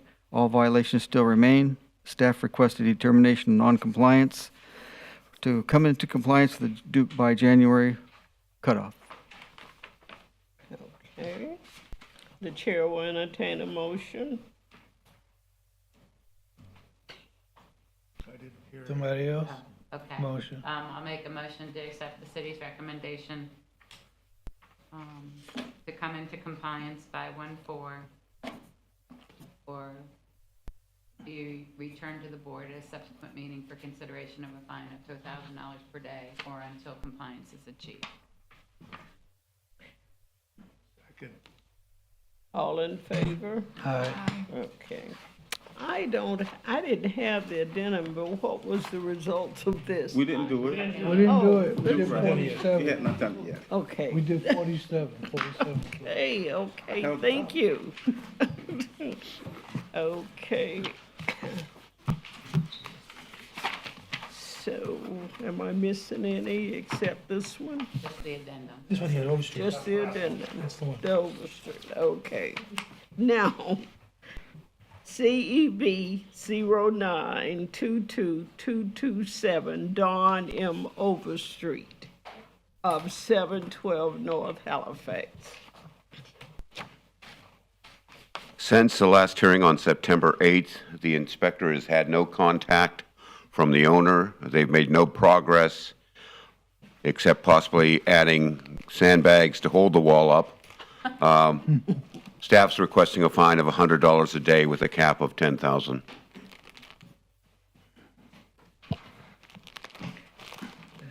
I would like to make a motion to impose a fine in the case of CEB 0922-227. Let's see, for a fine of $100 a day to commence today until compliance is achieved. Before I second his, I live close to this house, so I was thinking, I don't know if this is a residential, I think it's more of an Airbnb. It's not gonna affect your vote, is it? No, Don't worry. It would Oh. affect, if it is not being homesteaded, it'd be. it would be a $15,000 fine. No? We can look that up very quickly, but I don't have that information. I mean, I'm just saying that because I see different cars in there all the time. Yeah.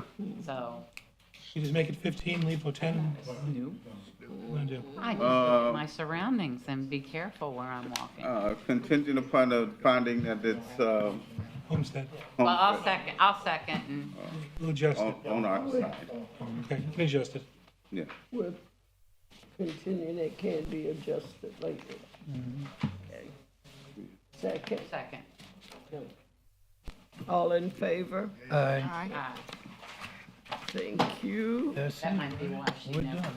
replaced it. Neil has a question. Before we adjourn, I'd like to address Mr. Sykes.